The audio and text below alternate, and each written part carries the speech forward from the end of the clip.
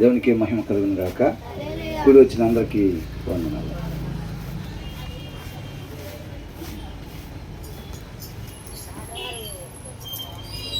వాక్యం కొరకు అంటే ఏమని ప్రార్థన చేశారు? ఎవరన్నా ఒకరిద్దరు చెప్పండి. వామప్ లాగా నోరు తెరవండి ఒకసారి. ఫస్ట్ ఏదైనా మాట్లాడటానికి వామప్ ఎక్సర్సైజ్ లాగా ఏమని చేశారు ప్రార్థన? అది వాక్యం తర్వాత జరిగే వాక్యం కొరకు చేయమంటే వాక్యం తర్వాత జరిగే బలారాధన కోసం చేశారు. ఇంకా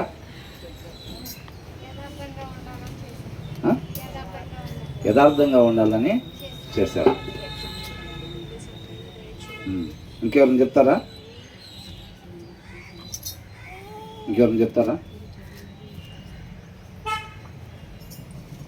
నేనైతే ఆ లాకర్స్ లోపల, ఆ హృదయం లోపల లాకర్స్ ఉంటాయి కదా, అవునా? ఆ వాక్యం మన రహస్యంగా దాచిపెట్టుకున్న కొన్ని ఏవైతే ఉంటాయో విడిచిపెట్టుకోవటానికి ఇష్టపడకుండా ఇవి లాకర్లో పెట్టుకుంటాం కదా, ఆ లాకర్లో పెట్టుకున్న వాటిని దేవుని వాక్యం ముట్టాలని చెప్పి ప్రార్థన చేశాను. అర్థమవుతుందండి? ఎందుకంటే లాకర్ లోపల అలాగే పెట్టుకొని ఎన్ని దినాలు కోట బయట సందడి చేసినా ప్రయోజనం ఏమీ లేదు. వెలుగు లేకుండానే ఇప్పుడు చీకట్లో ఉట్టి క్యాండిల్ ఎంతసేపు తిప్పితే ప్రయోజనం ఏముంటుంది? క్యాండిలే అది, క్రైస్తవులమే కాదంటలా.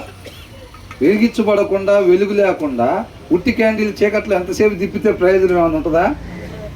అవలేదా? సర్దుకోవటం అవలేదా? ధ్యాస మరల్చటం అవలేదా? ఉట్టి క్యాండిల్ ఎంతసేపు తిప్పినా ప్రయోజనం ఏమీ లేదు. ఈ సొసైటీలో కూడా బయట క్రైస్తవుడు వెలుగు లేకుండా తిరిగితే కూడా అంతే. ఇప్పుడు సారం లేని ఉప్పు గళ్ళు ఎన్నేస్తే కూరకు రుచి వచ్చిద్ది? ఎన్నేసినా రాదు. అంతేనే కదా? మనం కూడా అంతే. సారం లేకపోతే, వెలుగు లేకపోతే, ఆ లాకర్స్ లోపల ఉండే వాటిని మనం విడిచిపెట్టాల్సిన వాటికి దేవుని వాక్యం తగలకపోతే మన జీవితాలు కూడా అంతే ఉంటాయి. చూసేవారికి మాత్రం చక్కగా ఆదివారం బైబిల్ తీసుకొని వచ్చేస్తాం, పాటలో పాడతాం, ప్రార్థనలో చేస్తాం, మనమే దేవుని పిల్లలు అని చెప్పుకుంటా తిరుగుతూ ఉంటాం. ప్రయోజనం ఏమైనా ఉంటుందా? ఈ మూలకి ఆ మూలకి ఈ మూలకి క్యాండిల్ వెలిగించకుండా గదిలో తిప్పామనుకోండి, ప్రయోజనం ఉంటుందా? ఉండదు. కాబట్టి ఎంతమంది మరి లోపలికి వచ్చేటప్పుడు అక్కడ ఒక ఆయన ఉన్నాడు కదా, ఆయన హగ్ చేసుకుని వచ్చారు. మీరు వెనక్కి తిరిగితే కనపడ్డా ఆయన. ఆ నైవేద్యం ఎప్పుడైతే మనం తీసుకుని వచ్చామో రాగానే ఇట్లా పట్టుకొని హగ్ చేసుకొని ఇస్తారు. ఆ ఫీల్ రావాలి మనకి లోపలికి వచ్చేటప్పుడు. ఆయన ఎప్పుడు హగ్ చేసుకోవటానికి ఇప్పుడు ఇష్టం లేని వాళ్ళు వచ్చారు అనుకోండి, ఏం చేస్తాం? ఎవరిని హగ్ చేసుకోవటానికి ఎప్పుడైనా 2 చేతులు చాపుతాం? ఇష్టం ఉన్న వాళ్ళని. పరిశుద్ధమైన నైవేద్యం ఎవరైతే తీసుకుని వస్తారో వాళ్ళు రాగానే దేవుడు హగ్ చేసుకోవటానికి రెడీగా. మనం అట్లా సావాసం ఫెలోషిప్ దగ్గరికి అట్లా రాగానే 2 చేతులు చాపున్న దేవుడు రెడీగా ఉంటాడు, సంతోషంతో, నవ్వుతో. అవునా? మనల్ని హగ్ చేసుకోవటానికి. నైవేద్యం లేకుండా వస్తుంటే అవునా? కొంతమంది ఆర్మీలో నుంచి వస్తుంటే వాళ్ళ భర్త ఎప్పుడో 15 సంవత్సరాలు 25 సంవత్సరాల తర్వాత వస్తుంటే వాళ్ళ భర్త ఇటు నుంచి ఏమో పరిగెట్టుకుంటూ వెళ్తూ ఉంటారు. అటు నుంచి ఆయన చుట్టుకేసారి పడేసి ఆయన కూడా పరిగెత్తుకుంటూ వస్తారు. అవునా కదా? అది నైవేద్యం తీసుకుని వచ్చే వాళ్ళ కొరకు దేవుడు అలా ఉంటాడు. మనం కూడా నైవేద్యం తీసుకుని వచ్చే వాళ్ళు కూడా అలాగే ఉంటారు. ఆల్రెడీ ఆర్మీలో ఇంకొకరు నలుకొని ఉన్నారు అనుకో, ఆయన నిజంగా భార్య అటు వచ్చి ఆమె అట్లాగే పరిగెట్టుకుంటూ వస్తారు. ఈయన ఫీలింగ్ ఎట్లుంటుంది? ఈయన పరిగెడతాడా? పరిగెట్టాల్సి వస్తే నిజంగా డౌట్ పడిద్దేమో అని చెప్పి అప్పుడు ఎంతో బలవంతంగా పరిగెత్తే పరిస్థితి. ఆ హగ్గులో ప్రేమ ఉంటుందా? ఉండదు అసలు. అర్థమవుతుందండి? మనం కూడా దేవుని చిత్తాన్ని నెరవేర్చకుండా పరిశుద్ధంగా జీవితం జీవించకపోతే అక్కడ ఆయన ఉంటాడని తెలుసు.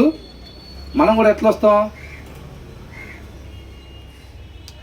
వేరొకరిని వ్యభిచారం కింద ఎట్లా పోల్చాడు దేవుడు? ఆయన చిత్తం కొరకు కాకుండా మన ఇష్టం కొరకు జీవిస్తుంటే అది వ్యభిచారం అంటున్నాడు. అర్థమవుతుందండి.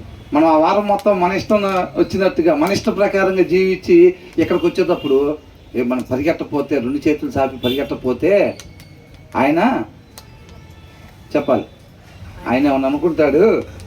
ఎందుకంటే ఆయన రెడీగా ఉంటాడు. పరిశుద్ధంగా జీవించి ఆ నైవేద్యం తీసుకుని వచ్చే వాళ్ళని 2 చేతులతో హృదయపూర్వకంగా నిస్వార్థమైన ప్రేమతో హగ్ చేసుకోవటానికి ఆయన రెడీగా ఉంటాడని మనకు తెలుసు. కాబట్టి మన 2 చేతులు చాపి పరిగెట్టకపోతే ఏమన్నా అనుకుంటాడు, డౌట్ పడతాడు అన్నట్టుగా నిజంగానే మన ఇష్టానుసారంగా జీవించి వస్తాల ప్రయత్నం చేస్తాం. అది దేవుడికి అర్థం అవుదా? అర్థమైద్దా లేదా? మనం పరిశుద్ధంగా ఆయన చిత్తానుసారంగా జీవించి వస్తే ఇటువైపు నుంచి ఎట్లాగైతే పరిగెట్టుకుంటూ వస్తారో అటువైపు నుంచి కూడా అలాగే పరిగెట్టుకుంటూ వస్తారు. ఆ కలయిక అద్భుతమైందన్నమాట. అర్థమైందండి? ఆ ఎదురయ్యే తత్వం ఈ సవాసం గుమ్మాల దగ్గర జరగాలి ప్రతిసారి. అర్థమవుతుందండి? మన ఇష్టానుసారంగా మనం జీవించినప్పుడు ఏమైందంటే ఆయన అక్కడే నుంచొని ఉంటాడు. ఆయన అది చేసుకోకుండా మన లోపలికి వచ్చేస్తామంటే. దావీదు కుమారుడు నన్ను దాటి వెళ్ళిపోబాకని అంటున్నాడు. అవునా? దేవుడు అక్కడే ఉంటే మనం ఆయన హగ్ చేసుకోలేకుండా ఆయన లోపలికి వస్తే ఎలా ఉంటుంది? ఆయన కొంతమందిని హగ్ చేసుకోవాలని చెప్పి చూస్తున్నాడా? అందరూ పరిశుద్ధంగా జీవించిన నైవేద్యాన్ని తీసుకొని రావాలని ఆయన ఇష్టపడతా ఉన్నాడు. ప్రతి ఒక్కరిని అలాగ హగ్ చేసుకొని వెల్కమ్ పలకాలని చెప్పి ఆయన మీకోసం శ్రేష్టమైన మాట, మిమ్మల్ని నిత్య జీవంలోకి నడిపించేది. మీరు పోగొట్టుకున్న స్థితిని నువ్వు వెతుకుతున్న గార్ధభవంలో వాటి గురించి నువ్వు దిగులు పడబాక, అవి దొరికి ఉన్నాయి అన్నారు. ఎవరన్నారు? సమూయేలు సౌలుతోటి అన్నాడు.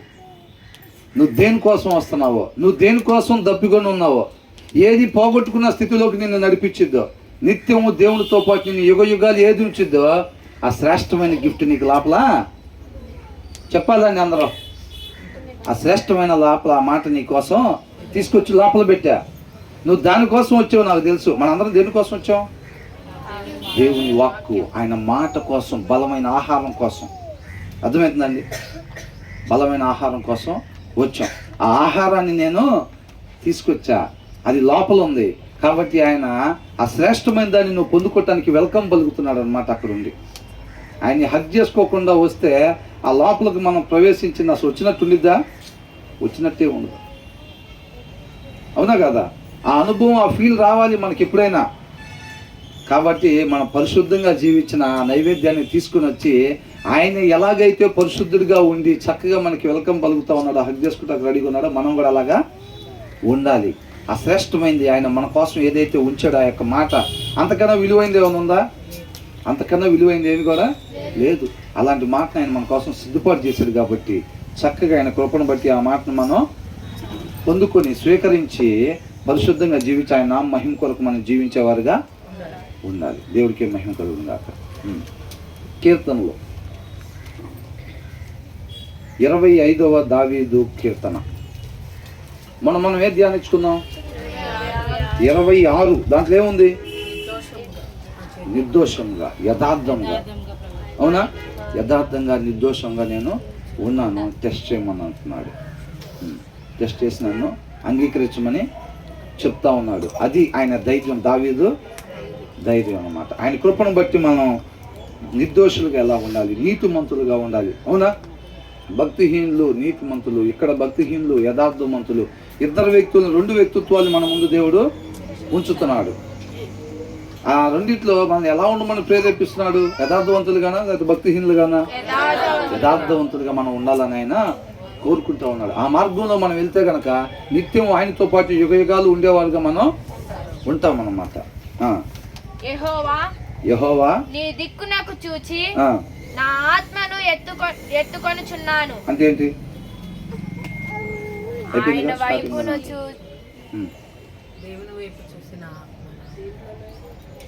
ఇంగ్లీష్లో ఏమన్నా ఉందంటే, in you lord my God I put my trust అని ఉంది. ఆయన యొక్క నమ్మకం ఎవరి మీద ఉంచుతున్నాడంట? దేవుడి మీద. కొంతమంది ఏం చేస్తాడు? మా నాన్న ఉన్నాడు, నాకేమీ భయం లేదు, దిగులు లేదు అని అంటాడు.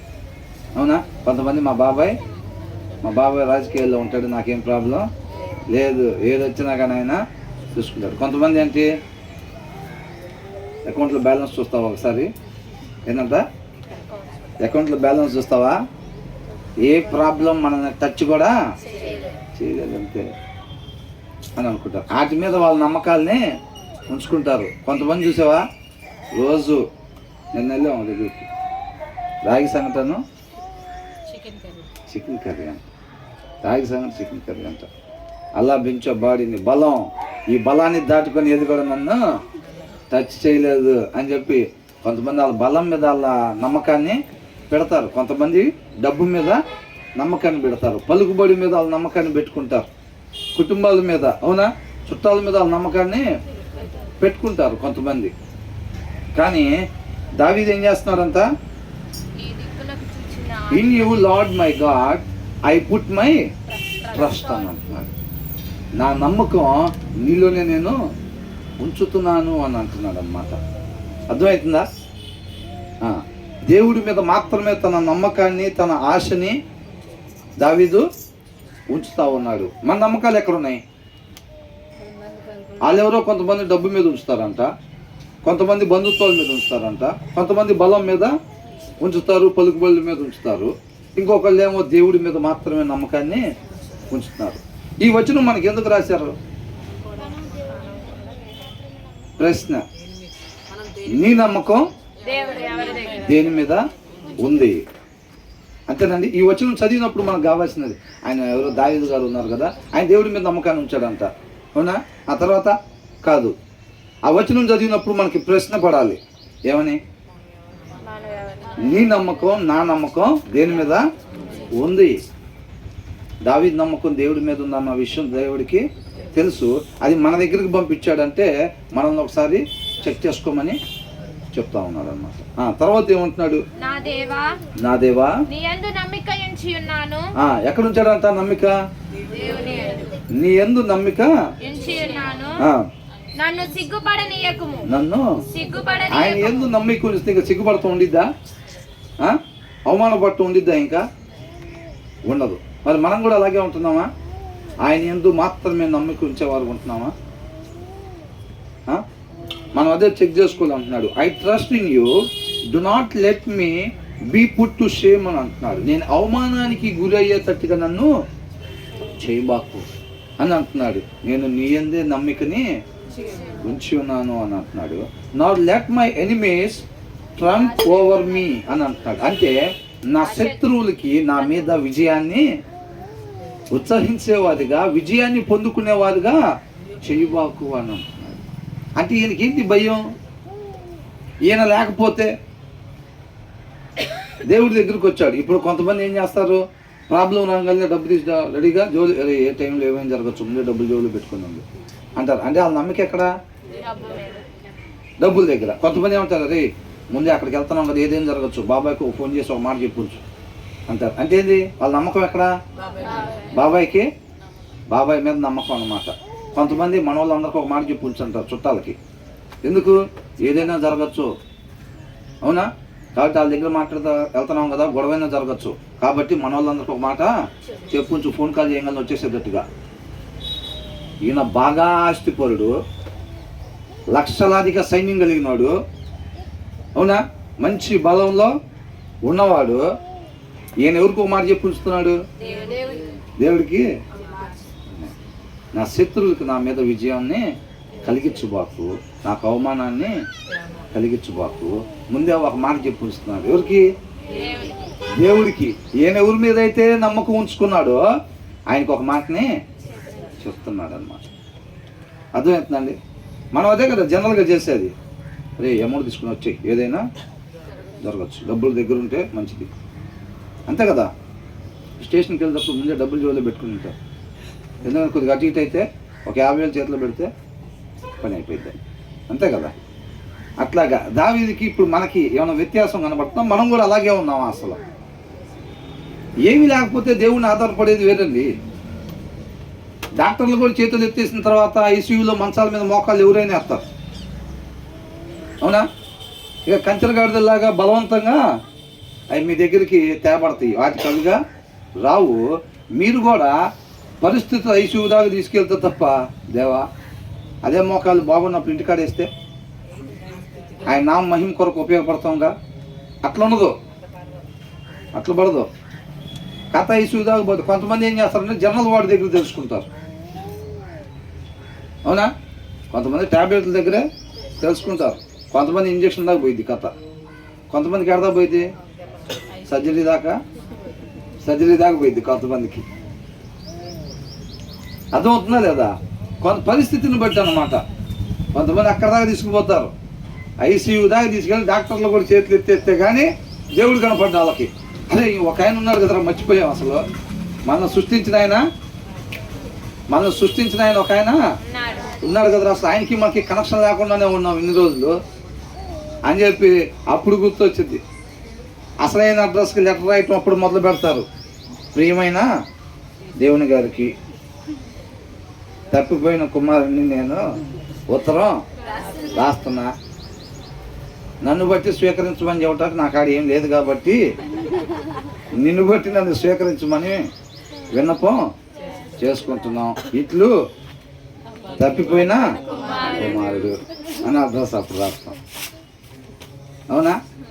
ప్రాణం పోకముందు కనీసం ఐసీయూ దగ్గర మోకాలు చేశాడు కాబట్టి దేవుడు ఏమంటాడు, సిలువ మీద ఇంకేముంది, జస్ట్లో ప్రాణాలు పోతాయి ఆయనకి. అప్పుడైనా తెలుసుకొని 2 చేతుల్లో చాపి ఆయన కృపను కోరుకున్నాడు కాబట్టి రక్షింపబడ్డాడు. అంతేనే కదా? న్యాయాధిపతుల గ్రంథంలో కూడా మొత్తం మనం అదేగా చూసింది. వాళ్ళని తీసుకుని భయంకరమైన శ్రమలో హింసలు పెడతా ఉంటే చివరాకర్లో ఇక ప్రాణాలు పోయే ముందు దాకా పరిస్థితి వచ్చిన తర్వాత అప్పుడు దేవుడు గుర్తొస్తాడు. మనకు కూడా అంతేనా? అప్పుడప్పుడు ఇప్పుడు బ్రదర్కి వచ్చే ఫోన్ కాల్స్ అన్నీ అయ్యే ఉంటాయి. ఎప్పుడు బ్రదర్ మేమంతా దేవుడి కృపను బట్టి బాగున్నాం బ్రదర్, ఆరోగ్యాలన్నీ బాగున్నాయి బ్రదర్, మేమంతా సంతోషంగా ఉన్నాం బ్రదర్, మా కోసం ప్రార్థన చేయండి అని ఎవరిని చేస్తారా? అప్పుడు చేయరు. అప్పుడు బ్రదరే గుర్తురాడు అసలు. అప్పుడు బ్రదరే ఎప్పుడైతే కాళ్ళు లేకపోతుందో అప్పుడు ఎమ్మటే ఎవరు గుర్తొస్తారు? నాన్న గుర్తొస్తాడా? నాన్న రాడు, బాబాయ్ రాడు, ఎవరు రాడు. ఎవరు గుర్తొస్తారు? మాస్టర్ గారు చిన్న అబ్బాయికి అసలు కాలు ఏమి పని చేయట్లేదండి, లేకపోవట్లేదండి. అదేలేమ్మా పాస్టర్ గారు ఏమనుకుంటారు, అదేలేమ్మా మీ ఫోన్ వచ్చిందంటే ఇట్లాంటిది ఏదో జరిగి ఉంటుంది అనుకున్నాను, చెప్పమ్మా ఏమైంది అసలు ఇంతకీ అని అంటాడు. అంతేనా కదా? దేవుడికి కూడా మన వ్యక్తిత్వాలు. ప్రాణం పెట్టాను మీకోసం, ప్రాణం పెట్టకముందు అద్భుతమైన సృష్టినిచ్చి నేను మీ చేతికి అప్పగిచ్చా కదా, భూమిని మీకు చేతికి అప్పగిచ్చాను కదా. అప్పగిస్తే దాన్ని బాగొట్టారు, దాన్ని బాగొట్టి తీసుకెళ్ళి ఎవరి చేతిలో పెట్టారు? అపవాది చేతిలో పెట్టారు. ఒక అద్భుతమైన సృష్టిని సృష్టించి నా చేతులతో మిమ్మల్ని తయారు చేసుకొని దాన్ని మీ చేతుల్లో పెడితే ఏలమని దాన్ని తీసుకుని వాడి చేతిలో పెట్టారు. ఇరుక్కుపోయారు, ఎవరు బయటికి రావడానికి లేకుండా చేశారు. సరే నేను వచ్చాను మీకోసం, నేను వచ్చి తీసుకొచ్చి మిమ్మల్ని నా పరిశుద్ధమైన రక్తం అనే వెల ఇచ్చి మిమ్మల్ని కొనుక్కొని విమోచించాను కదా, దాంట్లోంచి బయటకు తీసుకొచ్చాను కదా. ఇప్పుడు కూడా ఏం చేస్తున్నారు? ఇప్పుడు కూడా ఆయన శిలువ మరణానికి విలువ లేకుండా ఆరోగ్యం బాగుంటే మన ఇష్టం వచ్చినట్టుగా మనం జీవిస్తూ ఉంటాం. అర్థమవుతుందండి? తర్వాత ఏమంటున్నాడు ఇంకా? కాబట్టి దేవుడి దగ్గర ఒక మాటకి చెప్తున్నాడు, ఆయన నమ్మిక అక్కడ ఉందన్నమాట. అర్థమవుతుందండి? ఆయన ఏమీ చేయలేక అంటే ఆయనకి ఏమీ లేదండి, ఆయనకు చుట్టాలు లేరు, ఆయన దగ్గర డబ్బు లేదు, ఆయన దగ్గర బలం లేదు. అవునా? ఇవన్నీ ఏమీ లేవు కాబట్టి ఆయన దేవుడిని నమ్మకం పెట్టుకున్నాడు, దేవుడి మీద నమ్మకం పెట్టుకున్నాడు. ఏమీ లేనివాడు దేవుడి మీద కాకుండా ఎవరు పెట్టుకుంటాడు నమ్మకం ఇంకా అని అంటారా? అదేనా చెప్పేది? దేవుడిని అంట ఆయన దొరికే టైంలోనే వెతకాలంట. దేవుడికి మహిమ కలుగును కాక ముగించబడింది అన్న తర్వాత ఎంతసేపు మెల్లబట్టేటట్టు ఇటు తిరిగినా ప్రయోజనం ఉంటుందా? ఉండదు. తగిన సమయంలోనే దేవుని దొరికేటప్పుడే వెతకాలి. కాబట్టి దావీదు దగ్గర మరి ఏమీ లేక, బలం లేకైనా నమ్ముకున్నాడా? డబ్బు లేకైనా నమ్ముకున్నాడా? బంధుత్వాలు లేక వీళ్ళని నమ్ముకున్నారా? మరి అవునా? ఆయనకి సమస్తం ఉన్నాయి ఆయన దగ్గర. దావీదు కొద్దిపోయింది ఏముంది? ఏమీ లేదు. అయినా సరే ఆయన సకల సమృద్ధిలో ఆయన దేవుణ్ణి నమ్మకంగా పెట్టుకున్నాడు. అంతే.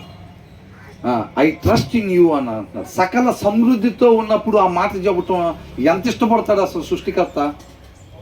అవునా? అసలు వీడికి ఏమీ లేక అన్ని ఆప్షన్స్ ట్రై చేసి డబ్బు, బలము, కుటుంబాలు, బలం, మొత్తం ఇన్ఫ్లుయెన్స్, అన్ని ఆప్షన్స్ ట్రై చేసి ఏది వర్కౌట్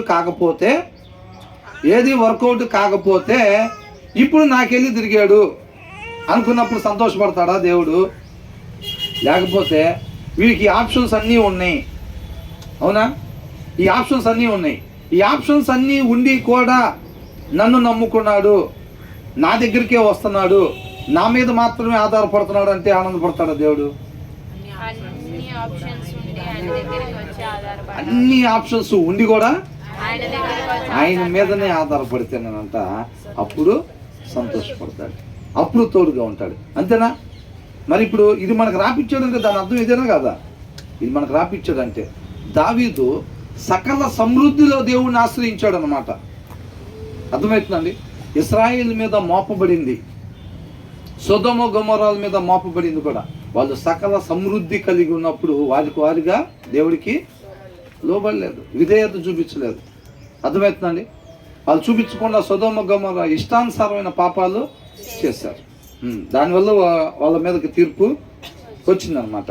తర్వాత ఏమంటున్నాడు? నా శత్రువులను నన్ను గూర్చి ఉత్సాహింపనీయకుము. అంటే ఒక నిమిషం ఇంగ్లీష్లో చూద్దాం. No one who hopes in you will ever be put to shame అని అంటున్నాడు. అర్థమవుతుందండి? ఎవరైతే నిన్నే వారి యొక్క ఆశగా పెట్టుకున్నారో, నిన్నే నమ్మకంగా పెట్టుకున్నారో, నిన్నే ఆశ్రయ దుర్గంగా వాళ్ళు పెట్టుకున్నారో. ఇప్పుడు ప్రశ్నలు, ఇప్పుడు మనం చదివిన వచ్చడానికి ప్రశ్నలు అడుగుదాం, సరేనా? చెప్తారుగా? రెడీయేనా? ఇప్పుడు మనం చదువుకున్న దాని గురించి ఎవరెవరైతే వినలేదో నేను చూసా కొంతమందిని, వాళ్ళని ఇప్పుడు ప్రశ్న అడుగుదాం, అంతే కదా?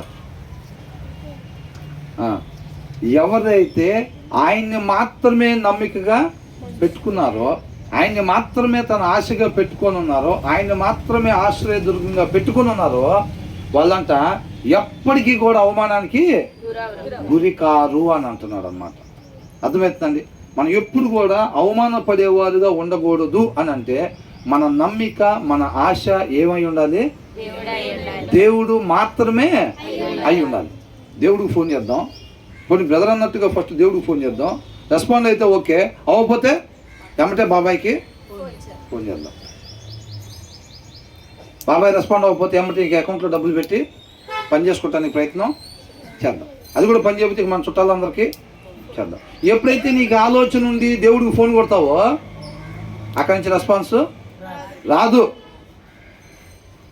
ఫస్ట్ బ్రదర్ చెప్పినట్టు దేవుడికే చేద్దాం, మొదటి స్థానం దేవుడికే ఇద్దాం. ఒకవేళ దేవుడు రెస్పాండ్ అవ్వకపోతే కనుక బాబాయ్కి అనుకుంటాము, అప్పుడే దేవుడి దగ్గర నుంచి రెస్పాన్స్ రాదు. ఫరో సైన్యం యొక్క రథాలు వస్తూ ఉంటే వాళ్ళు చూసి భయపడిపోయి ఏం చేశారు? ఫస్ట్ దేవుడికి మొరపెట్టారు, అవునా? దేవా మమ్మల్ని కాపాడి ఇరుక్కుపోయాం ఇక్కడ అని అన్నాడు. ఆయన కార్యం చేసే లోపల ఏం చేశారు? సొరగటం మొదలు పెట్టారు, అవునా? సమాధులు లేవని ఇక్కడికి తెచ్చారా మమ్మల్ని, మేము లొంగిపోయి మళ్ళీ అక్కడికే వాళ్ళ బానిసలుగా వెళ్ళిపోతామని చెప్పారు. దేవుడు కార్యం చేసి నాకున్నారా? ఆయన ఏమన్నాడు? 26 సందేహింపకుండా నేను అన్నాడా లేదా? సందేహించకుండా నేను విశ్వసించాను. 26వ మొదటి వచనం ఏమన్నాడు? యెహోవా నేను యథార్థవంతుడనై ప్రవర్తించుచున్నాను, నాకు తీర్పు తీర్చుము. ఏమీయూ సందేహపడకుండా యెహోవా యందు నేను నమ్మిక ఉంచి ఉన్నాను. ఎలా నమ్మిక ఉంచాడంట దావీదు? ఏ మాత్రం కూడా సందేహించకుండా నమ్మిక ఉంచారు. వీళ్ళు కూడా అట్లాగే ఉంచారా? ప్రార్థన అయితే ఫస్ట్ కాల్ ఆయనకి చేశారులే, కానీ వాళ్ళు ప్రార్థన చేసి ఆమె అనగానే టక్కున ఆపేసేయాలి. ఫరో సైన్యం మొత్తం పడిపోవాలి అక్కడే. వీళ్ళు రాసి ఇచ్చింది అది. వీళ్ళు ఆమె అని చెప్పి కళ్ళు తెరిచే లోపలే వాళ్ళు ఇంకా వస్తూనే ఉన్నారు గుర్రాలు వేసుకొని. వీళ్ళు అమ్మటే ఏం చేశారు? ఈ కాలు పని చేయలా, ఇక నెక్స్ట్ వేరే వాళ్ళకి కాలు చేద్దాం అనుకున్నారు. ఇంకేమంటే సనగటం మొదలుపెట్టారు. సమాధులు లేవని ఆరో తెచ్చారా అని అన్నారు.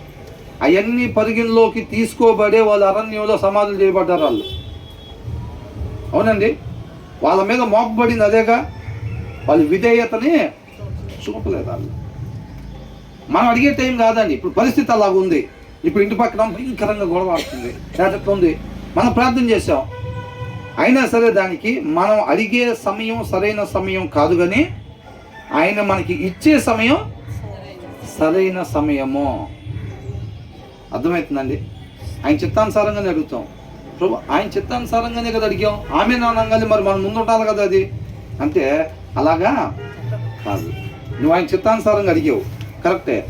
దానికి ఏ సమయం అయితే సరైన సమయం, దేవుడు ఆ సమయంలో కార్యం చేస్తాడంతే. అది మనం నమ్మి విశ్వసించాలి. మనం అడిగిన సమయం సరైన సమయం కాదు, ఖచ్చితంగా దేవుడు దాన్ని ఆలకిచ్చాడు. ఆయన చిత్తానుసారంగా అడిగావు కాబట్టి ఖచ్చితంగా తగిన సమయంలో కార్యం చేస్తాడు. అది ఆయనతో సహవాసం ఉంటే తెలుస్తూ ఉంటుంది ఈ విషయాలు మనకి. దేవుడు ఎలాంటి వాడు, ఎలాగుంటాడు, ఎలాగ తన క్రియలను జరిగిస్తూ ఉంటాడు, తన నమ్ముకున్న వారిని ఏ రీతిగా ఆయన నడిపిస్తూ ఉంటాడు అనేది ఒక సాధన అన్నమాట. అది ఒక్కసారిగా అయ్యేది కాదు, అది ఒక అలవాటు, మన జీవిత అలవాటుగా చేసుకోవాలి. ఆయనతో ఫ్రెండ్షిప్ చేసేటప్పుడు, అది ఏంద్రా మీ ఫ్రెండ్ అదన్నావు ఇదన్నావు, అసలు కూడా నా ఆపదలో ఉంటే ఇచ్చేసేస్తాడు అది ఇది అని చెప్పావు, నా ముందే ఫోన్ చేసి మేమన్నా డబ్బులు అడిగావు, సరే చూస్తాను రా అన్నాడు ఏంది అని అంటే దాన్ని పరిగణలోకి తీసుకున్నాడు. సరైన సమయంలో సహాయం చేస్తాడు. వాళ్ళతో సహవాసం, సరిగ్గా సహవాసం చేస్తారే. నువ్వేం కంగారు పడబాక, వాడు చూస్తామన్నాడంటే ఖచ్చితంగా చేస్తాడంతే. ఆ సమయంలో పని జరిగింది, నువ్వేం కంగారు పడవు. ఏంట్రా బాబు చూస్తానంటే నువ్వు పని జరిగిపోయింది, కంగారు పడబాక అంటున్నావు. నువ్వు విషయం నాది కాబట్టి నాకు అంత కంగారు అవుతుందిరా, నీది కాదు కాబట్టి నువ్వు నెమ్మదిగున్నావు అని. నీది నాదని కాదురా, నీ సమస్య అయినా నా సమస్యగానే భావించుకుంటా. నేను దేవుళ్ళలో నాటబడి ఉన్నాను కాబట్టి నీ సమస్య అయినా సరే నా సమస్యగానే భావించుకుంటా. వాడు చూస్తాను అన్నాడంటే ఖచ్చితంగా చేస్తాడు. వాడి సంగతి నాకు తెలుసు, వాడితో నేను సరిగ్గా సహవాసం చేస్తూ ఉన్నాను కాబట్టి నువ్వు కంగారు పడబాకు, పని అయిపోయిద్దాను అంటున్నాడు. ఈయన కంగారు ఎందుకు లేదు? ఈయన సంగతి తెలుసు, ఈయన సంగతి తెలుసు కాబట్టి ఈయన కంగారు పడతలేదు. ఆయన కంగారు పడుతున్నాడు అంటే ఆయన సంగతి తెలియదు.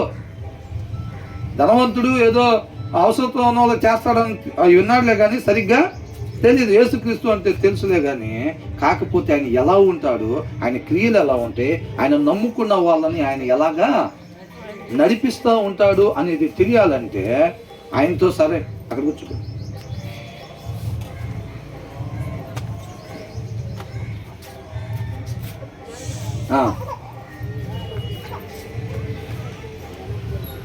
అర్థమవుతుందండి?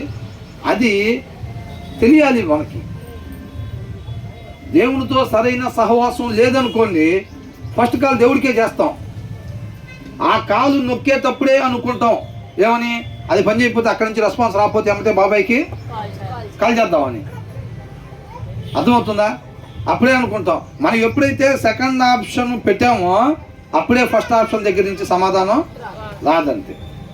మనం దేవుడి కార్యాలు చూడలేం. కాబట్టి మనం ఇప్పుడు ఇక్కడ ఏమంటున్నాడు, no one who hopes in you. నిన్ను ఎవరైతే నమ్ముకుని ఉన్నారో వాళ్ళు ఎప్పటికీ కూడా అవమానానికి గురి కారు అంతే. మీకు అర్థమైందండి? ఇప్పుడు మనకు ఆప్షన్స్ ఉంటాయి, ఒక 5-6 ఉంటాయి. చుట్టాలు ఉండొచ్చు, డబ్బు ఉండొచ్చు, ఇవన్నీ ఉండొచ్చు.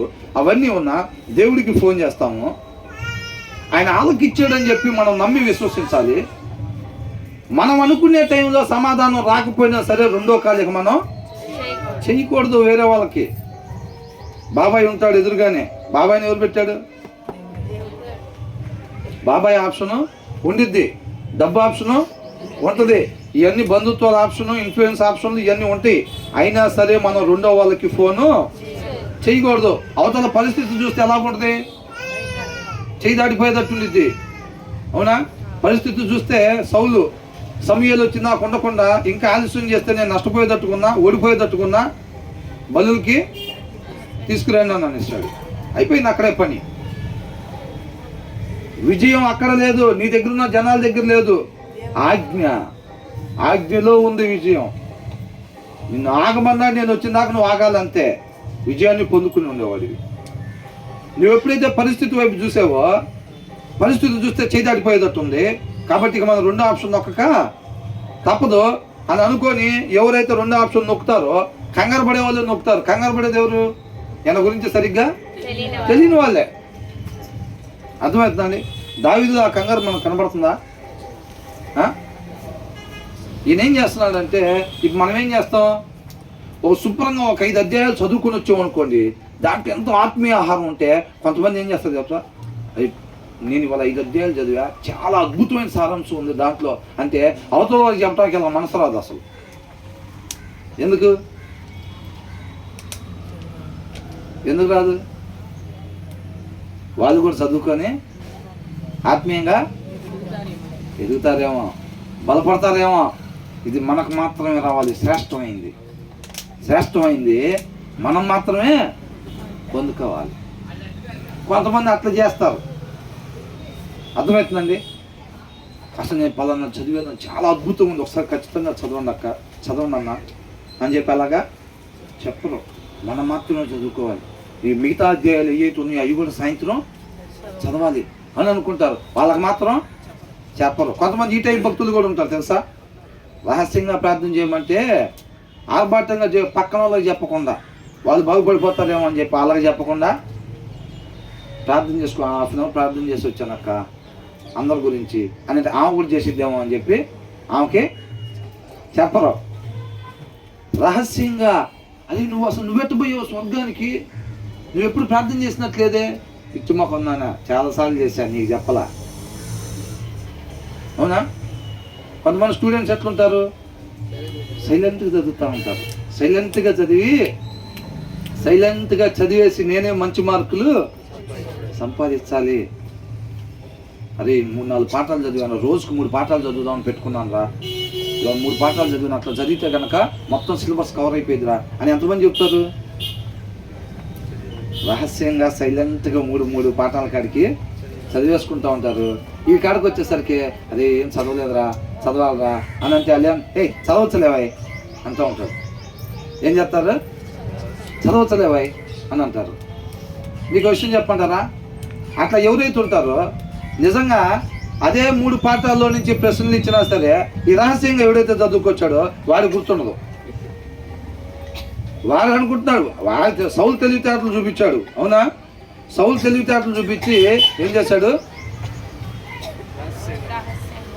ఏమండి, అంతా బాగానే ఉండి చక్కగా సౌకర్యంగా ఉండి ఏసీలో మంచి పర్ఫ్యూమ్ మూడు కొట్టి మీరు వచ్చేసరికి ఉంచారు అనుకోండి, వాక్యం ఉంటుంది, దానికి మనమే కావాలా? ఇప్పుడు దావీదు దగ్గర కెరేతీలు పెలేతీలు అని ఉంటారని చెప్పుకున్నాం కదా. అవునా?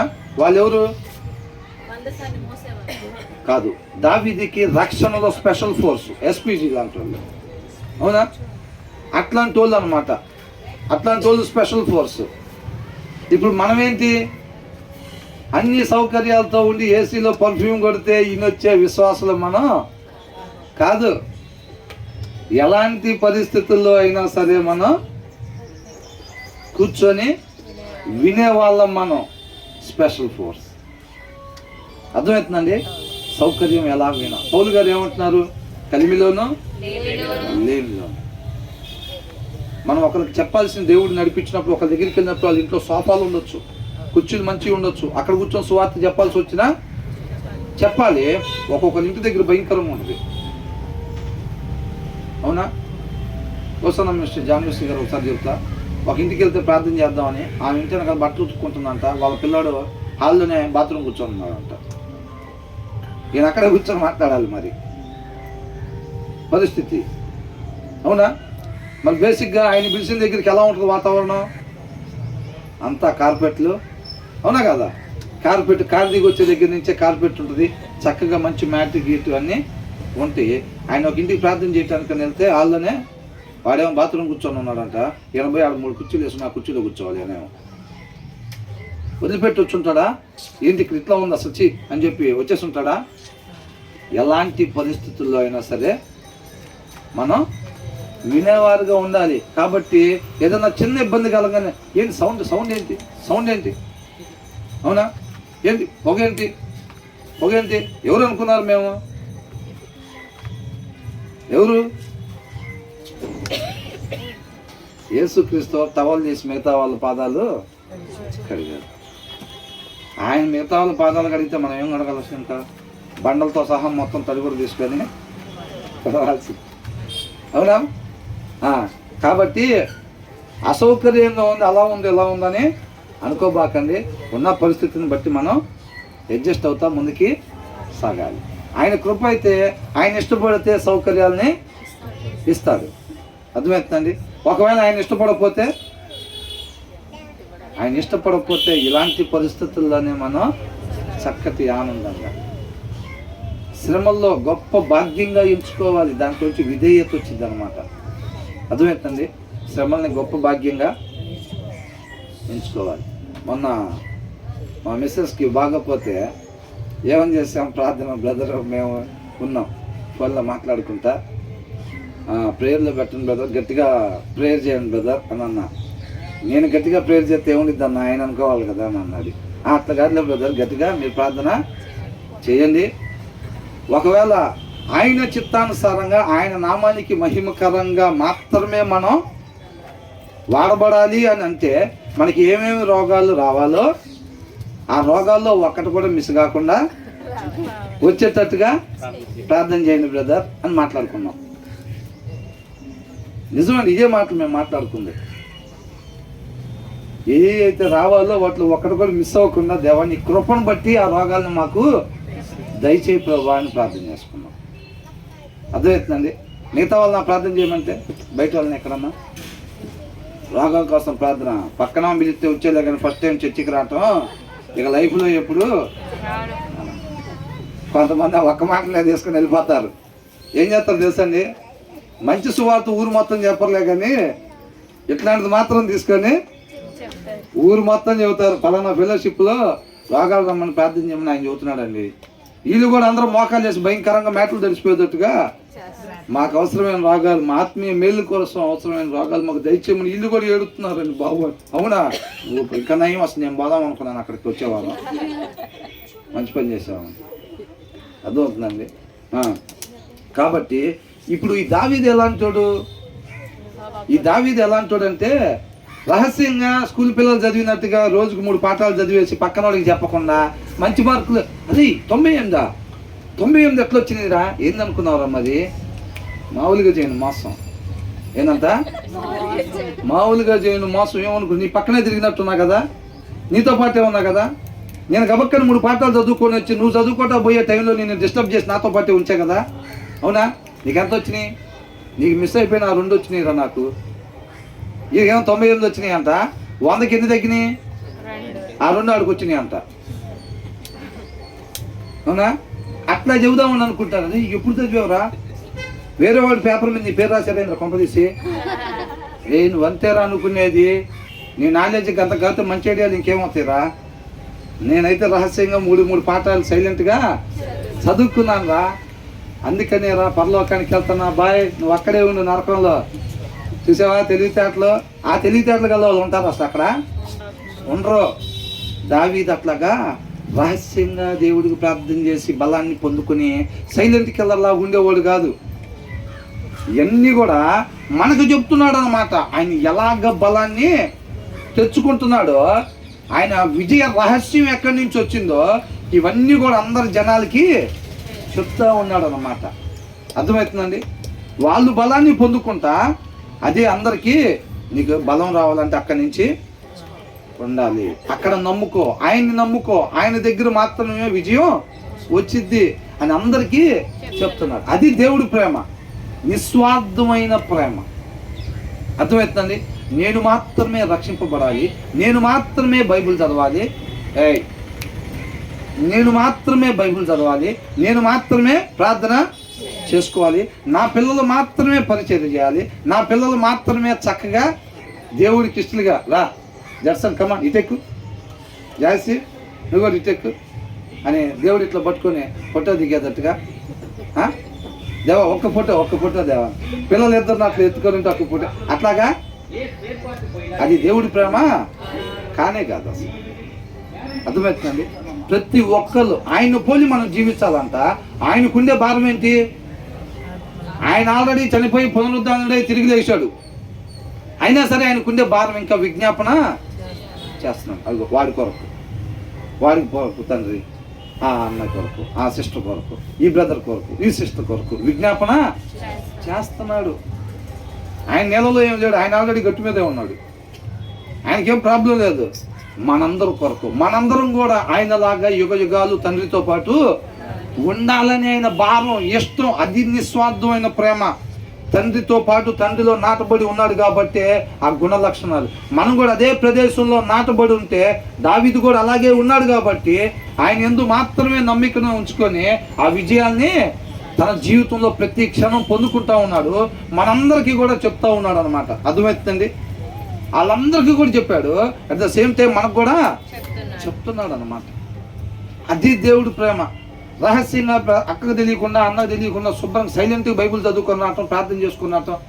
ఏంటక్క ఇందాక నుంచి బయటకు రాలేదు, ప్రార్థన ఏం చేసుకుంటున్నాం? ప్రార్థన పాడా? ప్రార్థనే చేసుకుని వచ్చేది వాస్తవానికి. అవును, ప్రార్థన చేసుకుని వస్తున్నాను. మన లాస్ట్ టైం చేస్తే అట్లా జరిగింది కదా, కుటుంబాల గురించి, పిల్లల గిల్లలు ఎవరైనా వాళ్ళ గురించి ప్రార్థన చేశానంటే ఏమో కూడా చేసిద్దాం. ఇంకా నేనన్నా 20 నిమిషాలు చేశాను, 45 నిమిషాలు చేసింది అనుకో, ఇంకా ప్రాబ్లం అవుతుందని అనుకుంటారు. లేరంటారు ఇట్లాంటి వాళ్ళు. ఉన్నారా లేరా? ఖచ్చితంగా ఉంటారు. అర్థమవుతుందండి? కాబట్టి దావీదు అలాంటోడు కాదు. ఏమంటున్నాడు? ఎవరైతే ఈయనకు తెలుసు, అందుకే ఫస్ట్ నుండి వచ్చినది ఏమంటున్నాడు? నేను నీ యందు నా నమ్మికని ఉంచుకొని ఉన్నాను అంటున్నాడు. ఈయనకు తెలుసు కాబట్టి ఈయన నమ్మిక ఉంచుకున్నాడు. 3వ వచనం ఏమంటున్నాడు? చూసారండి, ఆయన యందు ఎవరైతే కనిపెట్టుకుని ఉంటారో వాళ్ళలో ఎవ్వరు కూడా సిగ్గుపడరు, అవమానపడరు. కాబట్టి ఆయన యందే నమ్మికని ఉంచుకోండి అని అంటున్నాడు. బ్రతికినంత కాలం చక్కగా చిన్న జీవితాన్ని ఎంత అద్భుతంగా జీవిస్తున్నాడు కదండి. అవునా? మనం కూడా అలాగే ఉంటున్నామా? నిస్వార్థంగా ఉంటున్నామా? నీకు తెలిసిన విషయాలు నేను చెప్పకుండా నా నోరు నేను మూసుకుని ఉండలేదు, మౌనంగా నేను ఉండలేదు, మిద్దెల మీద దాన్ని ప్రకటించుతున్నాను అంటున్నాడు 41 కీర్తనలో. అర్థమవుతుందండి? అలాగే చెప్పాలి. యేసుక్రీస్తు వాళ్ళు కూడా ఏంటంట, ప్రశాంతంగా ఎక్కడైనా తిని హాయిగా వేసి 16 మీద పెట్టండి అన్నాడు ఎక్కడన్నా? అవునా? వేకుజామునే లేచి వెళ్ళి అరణ్యంలో ప్రార్థన చేసుకుని వచ్చి రెస్ట్ తీసుకోవడానికి లేదు. మళ్ళీ పదండి, ఆ బలంతో, ఆ ఆత్మీయ బలంతో, తండ్రి దగ్గర నుంచి పొందుకున్న శక్తితో రోగిని స్వస్థత చేయాలి. వాళ్ళకి కావాల్సిన జీవపు మాటల్ని చెప్పాలి. కాబట్టి ఆ 33.5 సంవత్సరాన్ని ఎట్లా ఉపయోగించారు అసలు ఆయన? అవునా? మనం కూడా అలాగే ఉపయోగించేవారుగా ఉండాలి మన జీవితంలో. మేలు చేయటం ఎరిగి ఉండి నువ్వు చేయకపోవటం పాపం అంతే. నన్ను అడగలేదుగా. లాజిక్లు దేవుడి దగ్గర పనికొస్తాయా? పనికిరావు. మనమే నశించిపోయేది. లాజిక్లు పనికిరావు అక్కడ. నన్ను అడగలేదు కాబట్టి నేను చెప్పలా, నాకు తెలిసిన అది నా బుక్లో రాయరు అని అంటారా? ఆమె అడగకపోయినా నీకు నాకు తెలిసినప్పుడు అది చెప్పకపోతే మన బుక్లో అది రాస్తారు అంతే. అర్థమవుతుందండి? అది పాపం కింద. నువ్వు మేలు చేయటం ఎరిగి ఉండి నువ్వు చేయకపోవటం పాపము అని ఉంది. వాళ్ళు నిన్ను అడగకపోయినా సరే నీకు మేలైంది వాళ్ళ గురించి తెలిసినప్పుడు, వాళ్ళకి మేలు కలిగేది నీకు తెలిసినప్పుడు, వాళ్ళు అడగకపోయినా సరే మనం చెప్పకపోతే కనుక, మేలు చేయగలిగి ఉండి మనం చెయ్యకపోతే కనుక, వాళ్ళు అడగకపోయినా సరే మనం చెయ్యకపోతే ఖచ్చితంగా పాపాలకు సంబంధించి మన బుక్లో అది రాస్తారు. కాబట్టి లాజికల్, మనిషిని డీల్ చేసినట్టుగా, మనుషుల దగ్గర వ్యవహరించినట్టుగా దేవుడి దగ్గర వ్యవహారం చేయకూడదు. దేవుడి దగ్గర ఎలా ఉండాలి అదే రీతిగా మనం మనుషుల దగ్గర కూడా ఉండాలంతే. అర్థమవుతుందండి? కాబట్టి ఆ సువాసన, ఆ పరిమళం అక్కడ రుద్దుకోవాలన్నమాట. ఆయనతో అంటు కట్టుబడి ఉండాలి. ఆ గుణ లక్షణాలు ఇక్కడ మనం ఏదన్నా చెయ్యాలి, ఈ లోకంలో జనాలకు అట్లా చెయ్యాలి అంటే అక్కడి నుంచి తెచ్చుకోవాల్సిందే. నువ్వు అక్కడ అంటుకట్టుబడి ఉండాల్సిందే. అక్కడ బలమైన సహవాసం ఉంటేనే నువ్వు ఆ లక్షణాలు నీలోకి వచ్చి నువ్వు ఇక్కడ వీళ్ళ మీదనే ఆ వెలుగుని కనపరచగలుగుతాం అంతే. ఎక్కడ ఉండదు. ఇక్కడ బైబిల్ చదవకపోతే ఇంకేమలేదు. ఇక్కడ బైబిల్ చదవకపోతే సహవాసం ఆయనతో లేదు.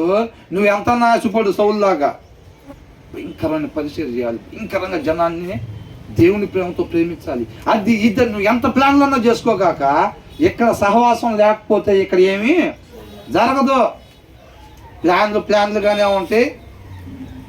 బాక్స్ పైన నీకు మూత వేయండమ్మా, చాలాసేపు అవుతుంది అంటారు. ప్లాన్లు కూడా బాక్స్ లోపలే వెళ్ళిపోతాయి. తీసుకెళ్ళి పెట్టండి ఇంకా ఇసుకలో కానీ మట్టిలో కానీ. అవునా? అంటే ఇసుకలో నిండుకంటే మొన్న పెడుతుంటే చూసాను. అవునా కదా? ప్లాన్లు అన్నీ వెళ్ళిపోయినాయి, బాక్స్లోకి వెళ్ళిపోయినాయి. అవునా? కాబట్టి నువ్వు అనుకునేవి అవి ఆయన చిత్తానుసారంగా ఉంటాయి. ఆయన వాక్యం మన హృదయంలో ఉన్నప్పుడు ఏది పడుతుంది అనుకుంటామా? మన హృదయానికి, మన తలంపులకి కావలిగా ఉంటాయి అంట వాక్యం. కాబట్టి ఏది పడితే అది అనుకోము. ఆయన వాక్యం మన హృదయంలో ఉన్నప్పుడు ఆయన చిత్తానుసారమైందే మనం అనుకుంటా ఉంటాం, ఆయన చిత్తానుసారమైందే కోరుకుంటా ఉంటాం. అర్థమవుతుందండి? ఎప్పుడైతే ఆయనతో సహవాసం ఉంటామో మనం, ఆ గుణ లక్షణాలు మన దగ్గరికి వస్తే ఆ వెలుగుని మనం ఈ లోకంలో కనపరచగలుగుతాం. అప్పుడు ప్లాన్స్ ఇంప్లిమెంట్ అవుతూ ఉంటాయి అన్నమాట. నువ్వేదైతే అనుకుంటున్నావో, నిస్వార్థంగా జనాన్ని ఏ రీతిగా ప్రేమించాలనుకుంటున్నావో, పరిచర్య చేయాలనుకుంటున్నావో, సహాయం చేయాలనుకుంటున్నావో, మేలు చేయాలనుకుంటున్నావో, అవన్నీ కూడా క్రియలు జరుగుతూ ఉంటాయి అన్నమాట. అర్థమవుతుందండి? కాబట్టి దావీదు దేవుడితో పాటు ఆ రీతిగా ఉండి మనందరికీ కూడా తెలియపరుస్తూ ఉన్నాడు. Lord not let my enemies trump over me, నా మీద విజయాన్ని వాళ్ళు పొందుకునేటట్టుగా చేయబాకు అని అంటున్నాడు. తర్వాత ఏంటంట, no one who hopes in you will ever be put to shame అని అంటున్నారు. ఎవరు కూడా అవమానానికి గురికారు. దేవుడిని నమ్ముకున్న వాళ్ళు ఈ లోకంలో దేన్నన్నా నమ్ముకుంటే మాత్రం వాళ్ళకి ఎలా ఉంటుంది? ఖచ్చితంగా నశించిపోయేవారుగానే ఉంటారు. అహీతోపెలు ఏం చేద్దాం చెప్పు అని అన్నాడు. ఎవరు? అబ్షాలోము. అవునా? అహీతోపెలు ఏం చేద్దాం చెప్పు అన్నాడు. ఆయన చెప్పింది చేయబోయాడా? హుషై ఏం చేద్దాం చెప్పు? దేవుడి వైపు చూడకుండా వాళ్ళ వైపు వీళ్ళ వైపు చూస్తే ఈ లోకంలో ఉన్న వాటి మీద నమ్మకం ఉంచుకొని ఆధారపడితే అబ్షాలోము లాగానే ఉంటుంది. సౌలు కూడా మందసం అసలు ఏడున్నా కూడా చూసే పరిస్థితి లేదు. మందసం తీసి పక్కన పెట్టి దేవుడిని తీసి పక్కన పెట్టేసి ఆయన జ్ఞాన ప్రకారంగా ముందుకు పోయాడు. ఏమైపోయాడు? రక్షింపబడ్డాడు? నశించిపోయాడా? నశించిపోయాడు. ఈ లోకంలో దేన్నన్నా మనం నమ్ముకుంటే, దేన్నన్నా ఆశగా పెట్టుకుంటే, దేని మీద ఆధారపడి ఉంటే కనుక మనం ఖచ్చితంగా మనం కూడా వారికి లాగా నశించిపోయేవారుగానే ఉంటాం. అర్థమవుతుందండి? మీరంతా చెప్పింది బాగుందండి, నిజంగా ఆయన మీద ఆధారపడి ఉంటాడు, ఆయన ఎక్కడ ఉంటాడో చెప్పండి అని అంటే ఇంకేం చెప్పాలి? మీరు చెప్పింది మాకు బాగా అర్థమైందండి. ఆయన ఎందుకు నమ్మకం పెట్టుకుంటే, యేసుక్రీస్తు వారి మీద నమ్మకాన్ని పెట్టుకుంటే, ఆయన్నే ఆశగా పెట్టుకుంటే ఖచ్చితంగా మనం మంచిగా జీవిస్తాం, విజయాన్ని పొందుకుంటాం అని చెప్తున్నారు. మాకు అర్థమైంది. ఇంతకు ఆయన ఎక్కడ దొరుకుతాడో మాకు చెప్పండి అని అంటే ఏం చెప్పాలి? ఎక్కడ దొరుకుతాడు ఆయన? వాక్యమే దేవుడై ఉన్నాడు, అంతే. అర్థమవుతుందండి? నిజంగా మేము ఆయన మీద ఆధారపడాలి, ఆయన దగ్గరికి వెళ్ళాలి, ఆయనతో సహవాసం చేయాలంతే. ఆయనతో సహవాసం చేస్తేనే ఆ గుణ లక్షణాలు మనతో వస్తాయి అంట. ఆయనతో సహవాసం అంటే ఎలాగా?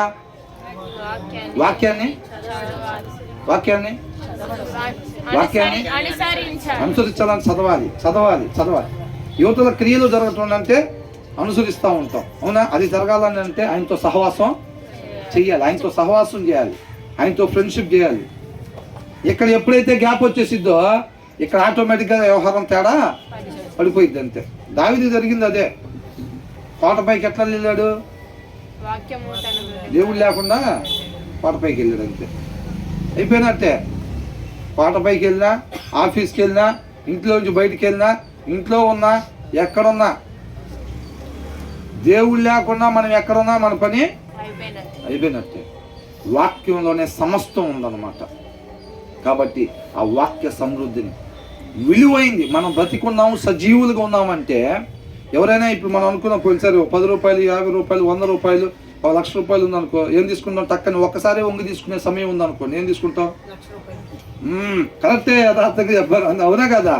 ఏమంటే ఒక్కసారే వంగి తీసుకునే సమయం ఉంది అంటే టక్కని 1,00,000 రూపాయలని తీసుకోవాలి. వాక్యం కన్నా విలువైంది ఏమైనా ఉందా? మనకు వచ్చే జీతం, అవునా? లేకపోతే మిగతా అన్నీ కూడా వాక్యం తర్వాత. కాబట్టి ముందు విలువైంది, మనం సజీవులుగా ఉన్నామనంటే ముందు వాక్యాన్ని గ్రాప్ చేసుకోవాలన్నమాట. ముందు వాక్యాన్ని తీసుకోవాలి. ఉదయాన్నే లేవగానే ఏది విలువైందో ఆ పనులు చేసుకుంటూ ఉండాలి. కొంతమంది ఏం చేస్తారు తెలుసండి, వాక్యం దేవుందా అది రాత్రి ఆవలించుకుంటా 11ంటికైనా చదువుకోవచ్చు. ముందు ముఖ్యమైన పనులు మనకి ఏంటి అయ్యి? ముఖ్యమైన పనులు.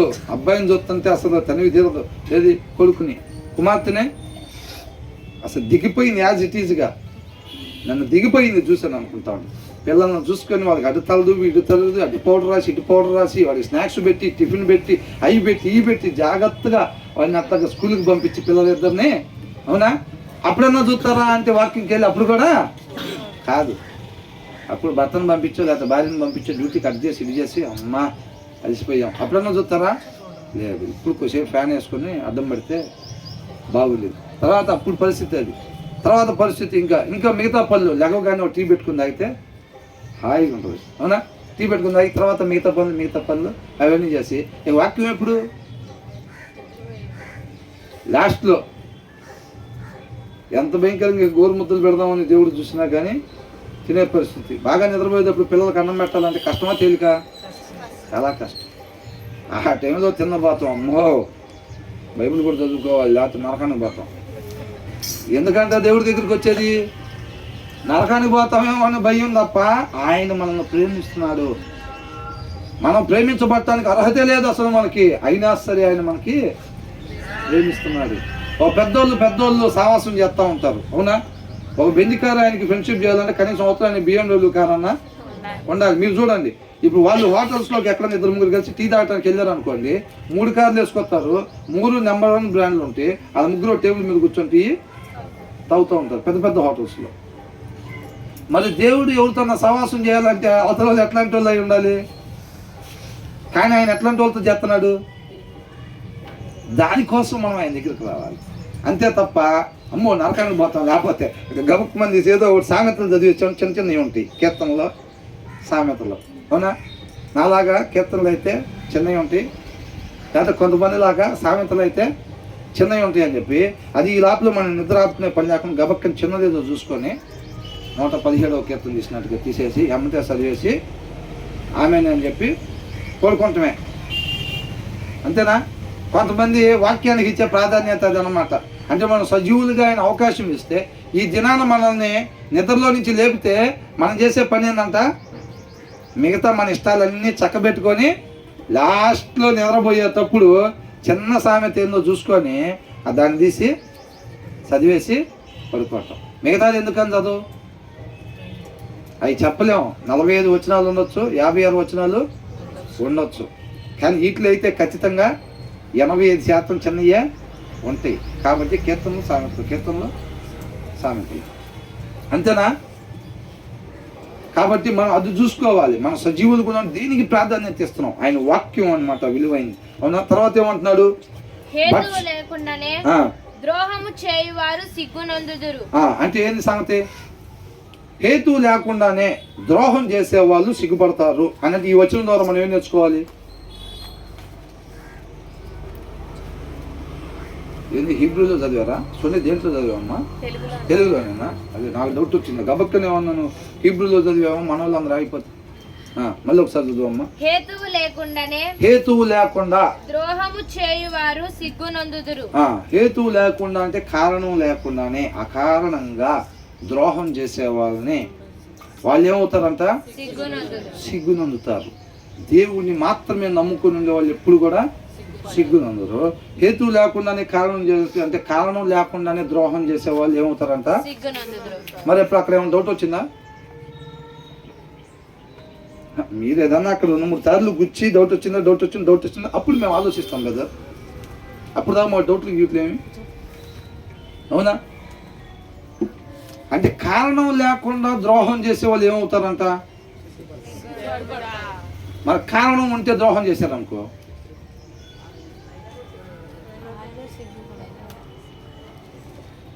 ఇప్పుడు మనం చదివినప్పుడు జనరల్ డౌట్ వచ్చింది కదా, అవునా? But shame will come on those, ఎవరు వాళ్ళ మీదకి సిగ్గుపడి తత్వం వచ్చిందంట. ఎవరు వాళ్ళనంటే who are creatures without cause అని అంటారు.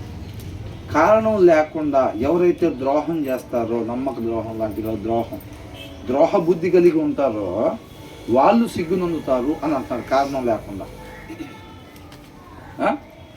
కారణం ఉండి ద్రోహం చేయొచ్చా? మరి అట్లయితే కారణం ఉన్నా కానీ ఇప్పుడు అవతల వాళ్ళు మనం కొట్టారు అనుకోండి, దీని అర్థం ఎట్లా తీసుకోవాలంటే నిష్కారణంగా ఎందుకు వాడిని కొట్టావు అని అంటారు, అవునా?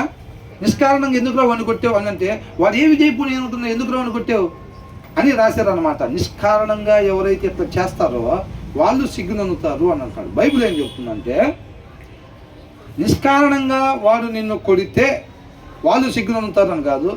వాళ్ళు ఒకవేళ నిన్ను కొట్టినా సరే నువ్వు తిరిగాన్ని కొట్టకూడదు. ఒకవేళ ఎవరన్నా కారణంతో ద్రోహం చేశారనుకోండి, అంటే కారణం ఉంది కాబట్టి ద్రోహం చేశారనుకోండి, అవునా, అది కూడా ఏమైందంట. కొంతమంది ఏం చేస్తారంటే వాడు ఏమి చేయకపోయినా ఈడే పోయి వాడిని గెలుక్కొని కొడతారు, అవునా.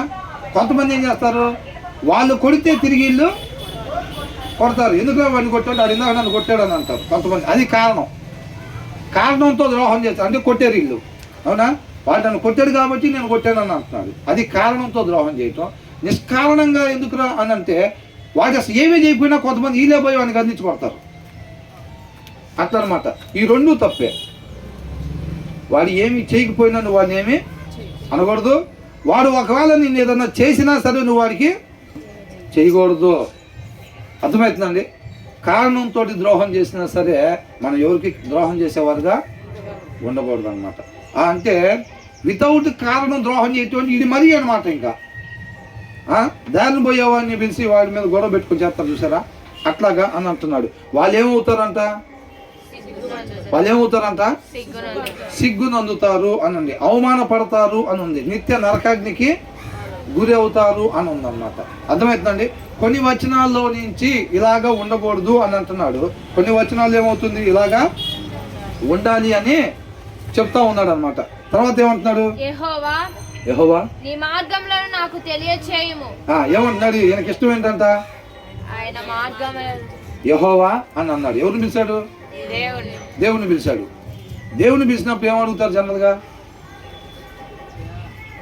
ఇప్పుడు ఎమ్మెల్యే గారి దగ్గరికి వెళ్తున్నాం అనుకోండి, ఏమనుకుంటారు, ఒక ప్లేట్ ఇడ్లీ ఇప్పించండి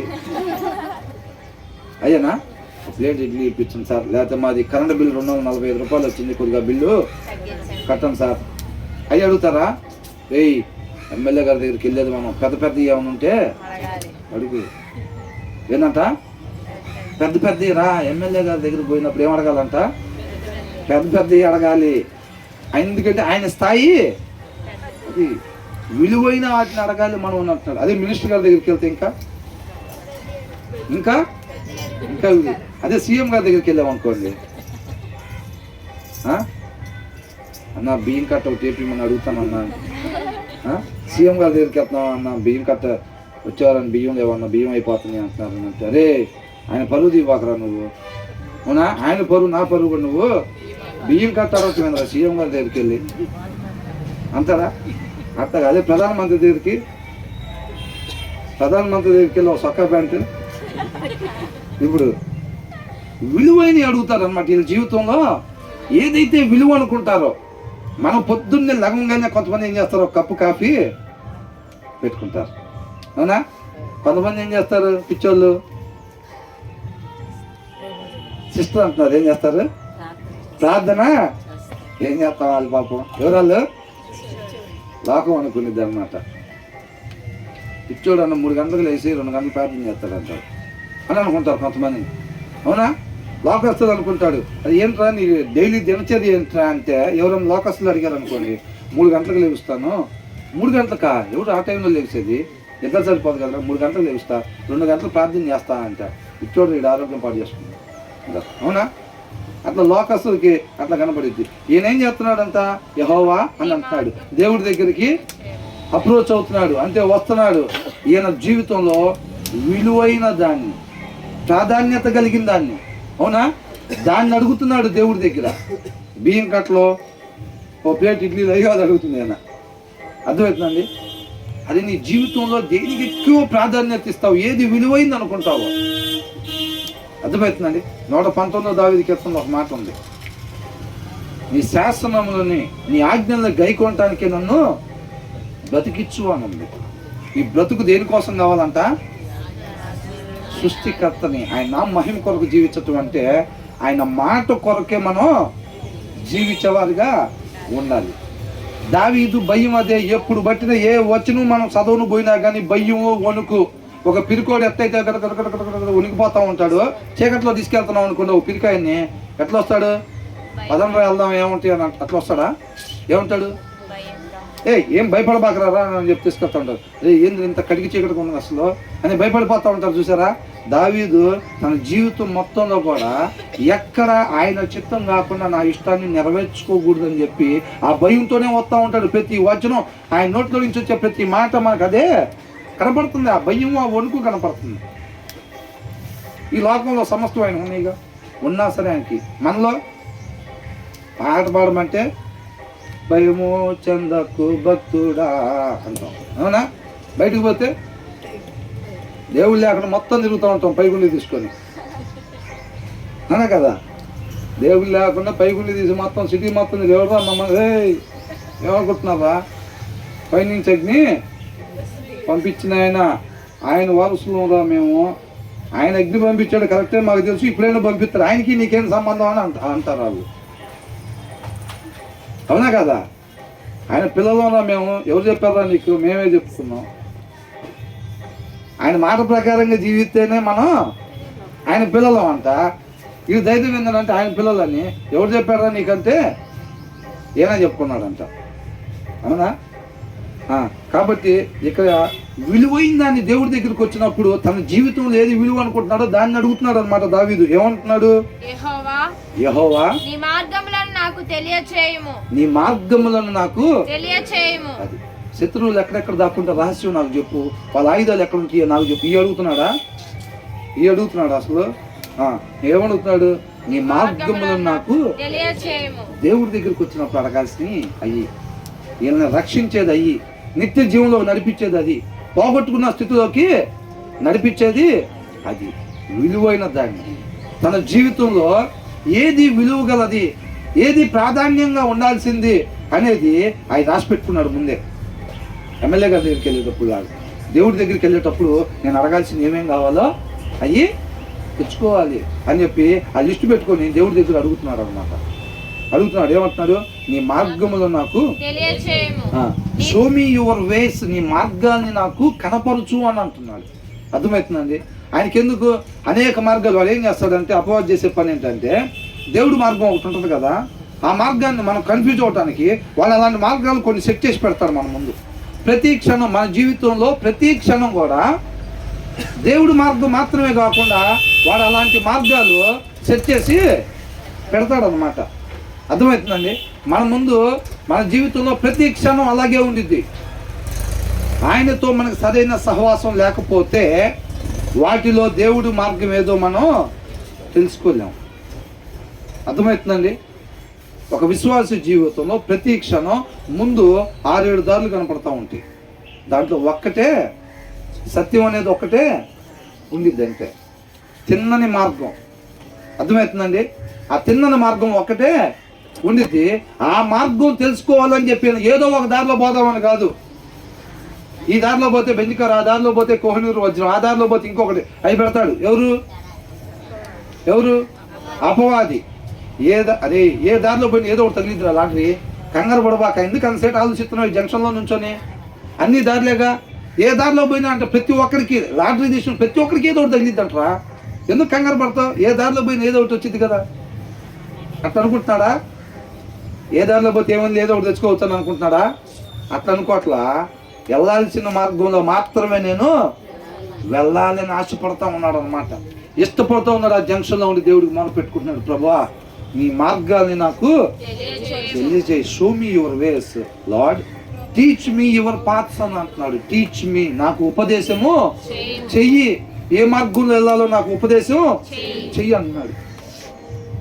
ఏం చేయాలో తెలియక కొంతమంది ఏదో ఒకటి చేస్తూ ఉంటారు. అర్థమవుతుందండి?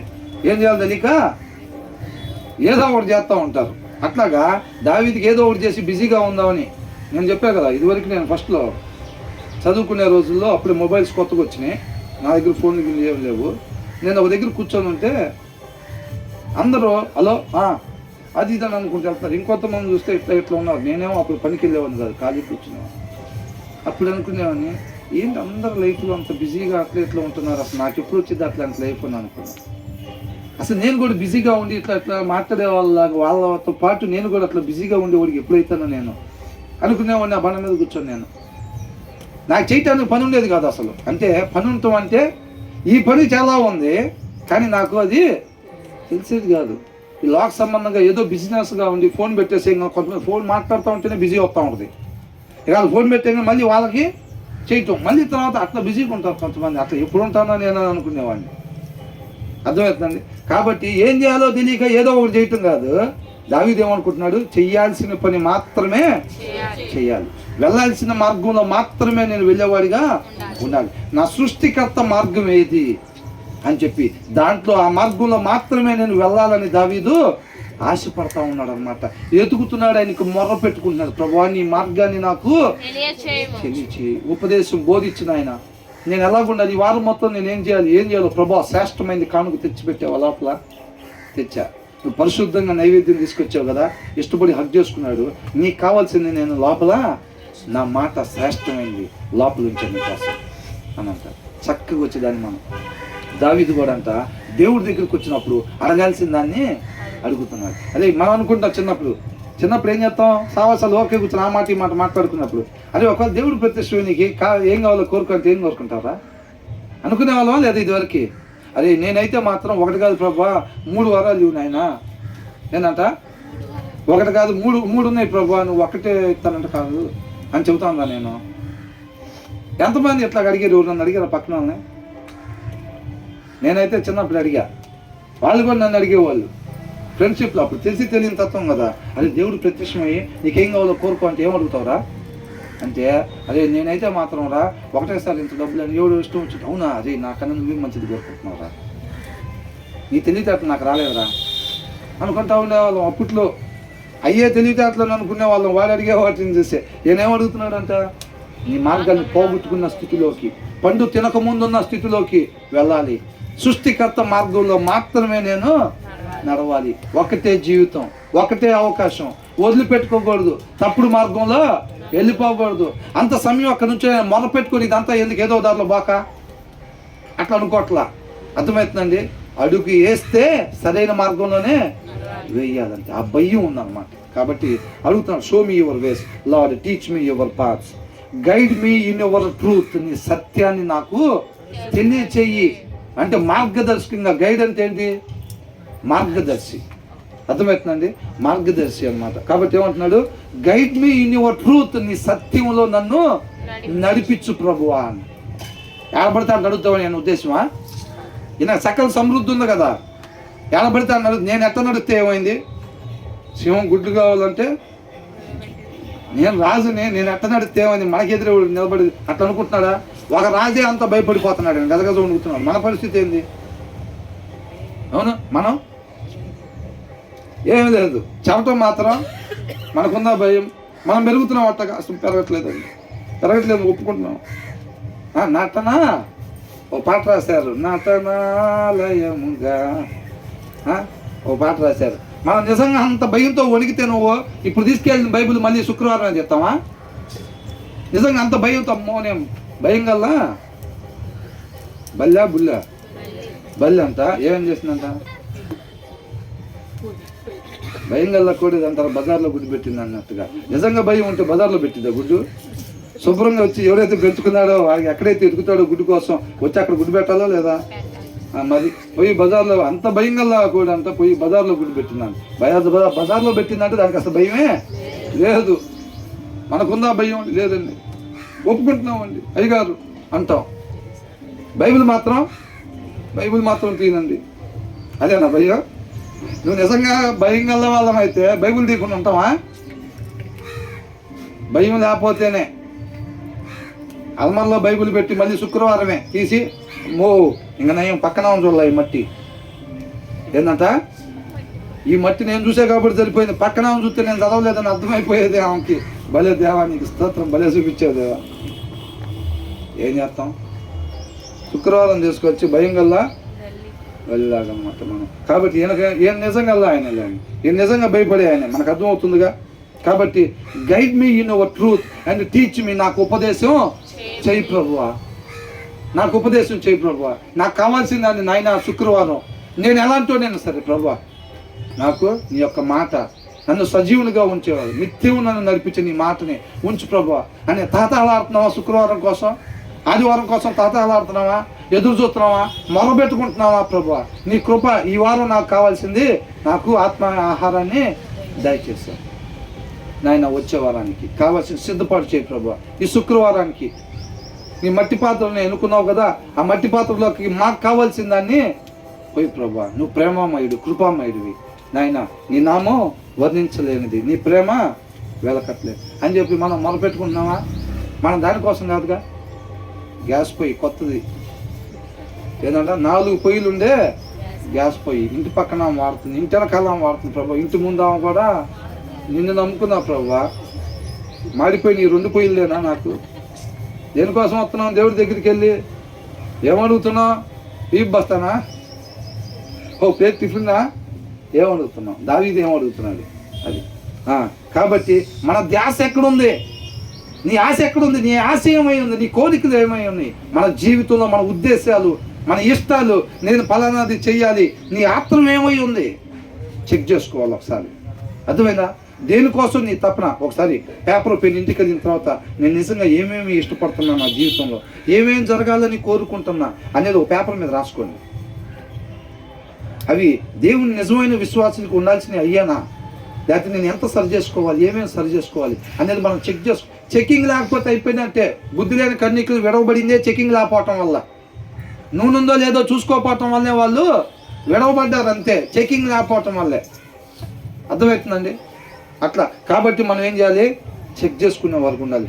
Guide me in your truth and teach me, for you are God my saviour. నా రక్షకుడివి నువ్వే, నా రక్షకుడు నువ్వే గుర్తించాడు గొప్ప ధన్యుడు అండి దావీదు. అవునా? మనం ఏం చేస్తాం? సృష్టికర్త ఒక ఆయన ఉన్నారన్న విషయం మర్చిపోయి మన ఇష్టానుసారంగా పక్కన వాళ్ళతో పోటీ పడి, వీళ్ళ పక్కన వాళ్ళతో పిల్లల్ని వాళ్ళతో పాటు చదివించాలి, వాళ్ళకి మనం కూడా రేస్లో వాళ్ళని చూసి పరిగెడతాం. మన చూపు అంతా వాళ్ళకెళ్ళి వీళ్ళకెళ్ళి, ఇంటి వెనకాల వాళ్ళకెళ్ళి, ఇంటి ముందు వాళ్ళకెళ్ళి, ఏమాత్రం తగ్గేదే లేదు. మనం పరిగెట్టాలి. అటెప్పుడు చూసేది, ఇంకా అటెప్పుడు చూసేది. అవునా? మనం ఎవరి చిత్తాన్ని నెరవేర్చడానికి ఉండాలి. మన సొంత ఇష్టాన్ని నెరవేర్చుకునేవాడు అటు చూస్తాడు, ఇటు చూస్తాడు, ముందుకు చూస్తాడు, వెనక్కు చూస్తాడు. అవునా? వాళ్ళు క్రీస్తుని పోలి జీవించేవాళ్ళు కాదు. క్రీస్తు ఏమంటున్నారు? నా ఇష్టాన్ని నెరవేర్చుకుంటాక నేను రాలేదు, నన్ను పంపిన ఆయన చిత్తాన్ని, ఆయన ఇష్టాన్ని, ఆయనకి ఏమేమి ఇష్టం పరిశీలిస్తున్నా. తండ్రికి ఏమేమి ఇష్టమో, ఆయన నా మహిమ కొరకు ఏది ఇష్టమో పరిశీలనగా తండ్రిని తెలుసుకుంటా ఆయన ఇష్టాన్ని ఈయన ఇష్టంగా చేసుకొని ఆ ఇష్టం కొరకే ఈయన తపన పడతామన్నాడు. తపన పడుతున్నాడు, ఆయన సహాయాన్ని కోరుకుంటున్నాడు, ఆయన కృపను కోరుకుని ఆయన చిత్తాన్ని మాత్రమే నెరవేర్చ వచ్చామా వెళ్ళిపోయామనే కాదు, ఆయన నామాన్ని అట్లా మహింపరిచి వెళ్ళాలంతే. అర్థమవుతుంది? దానికోసం ఎట్లున్నారు, మనకు కూడా ఎట్లుంది, మన ఇష్టాలు ఏమేమై ఉన్నాయి, మన ఉద్దేశాలు ఏమై ఉన్నాయి, మన తపన దేనికోసం పరిగెడదామని.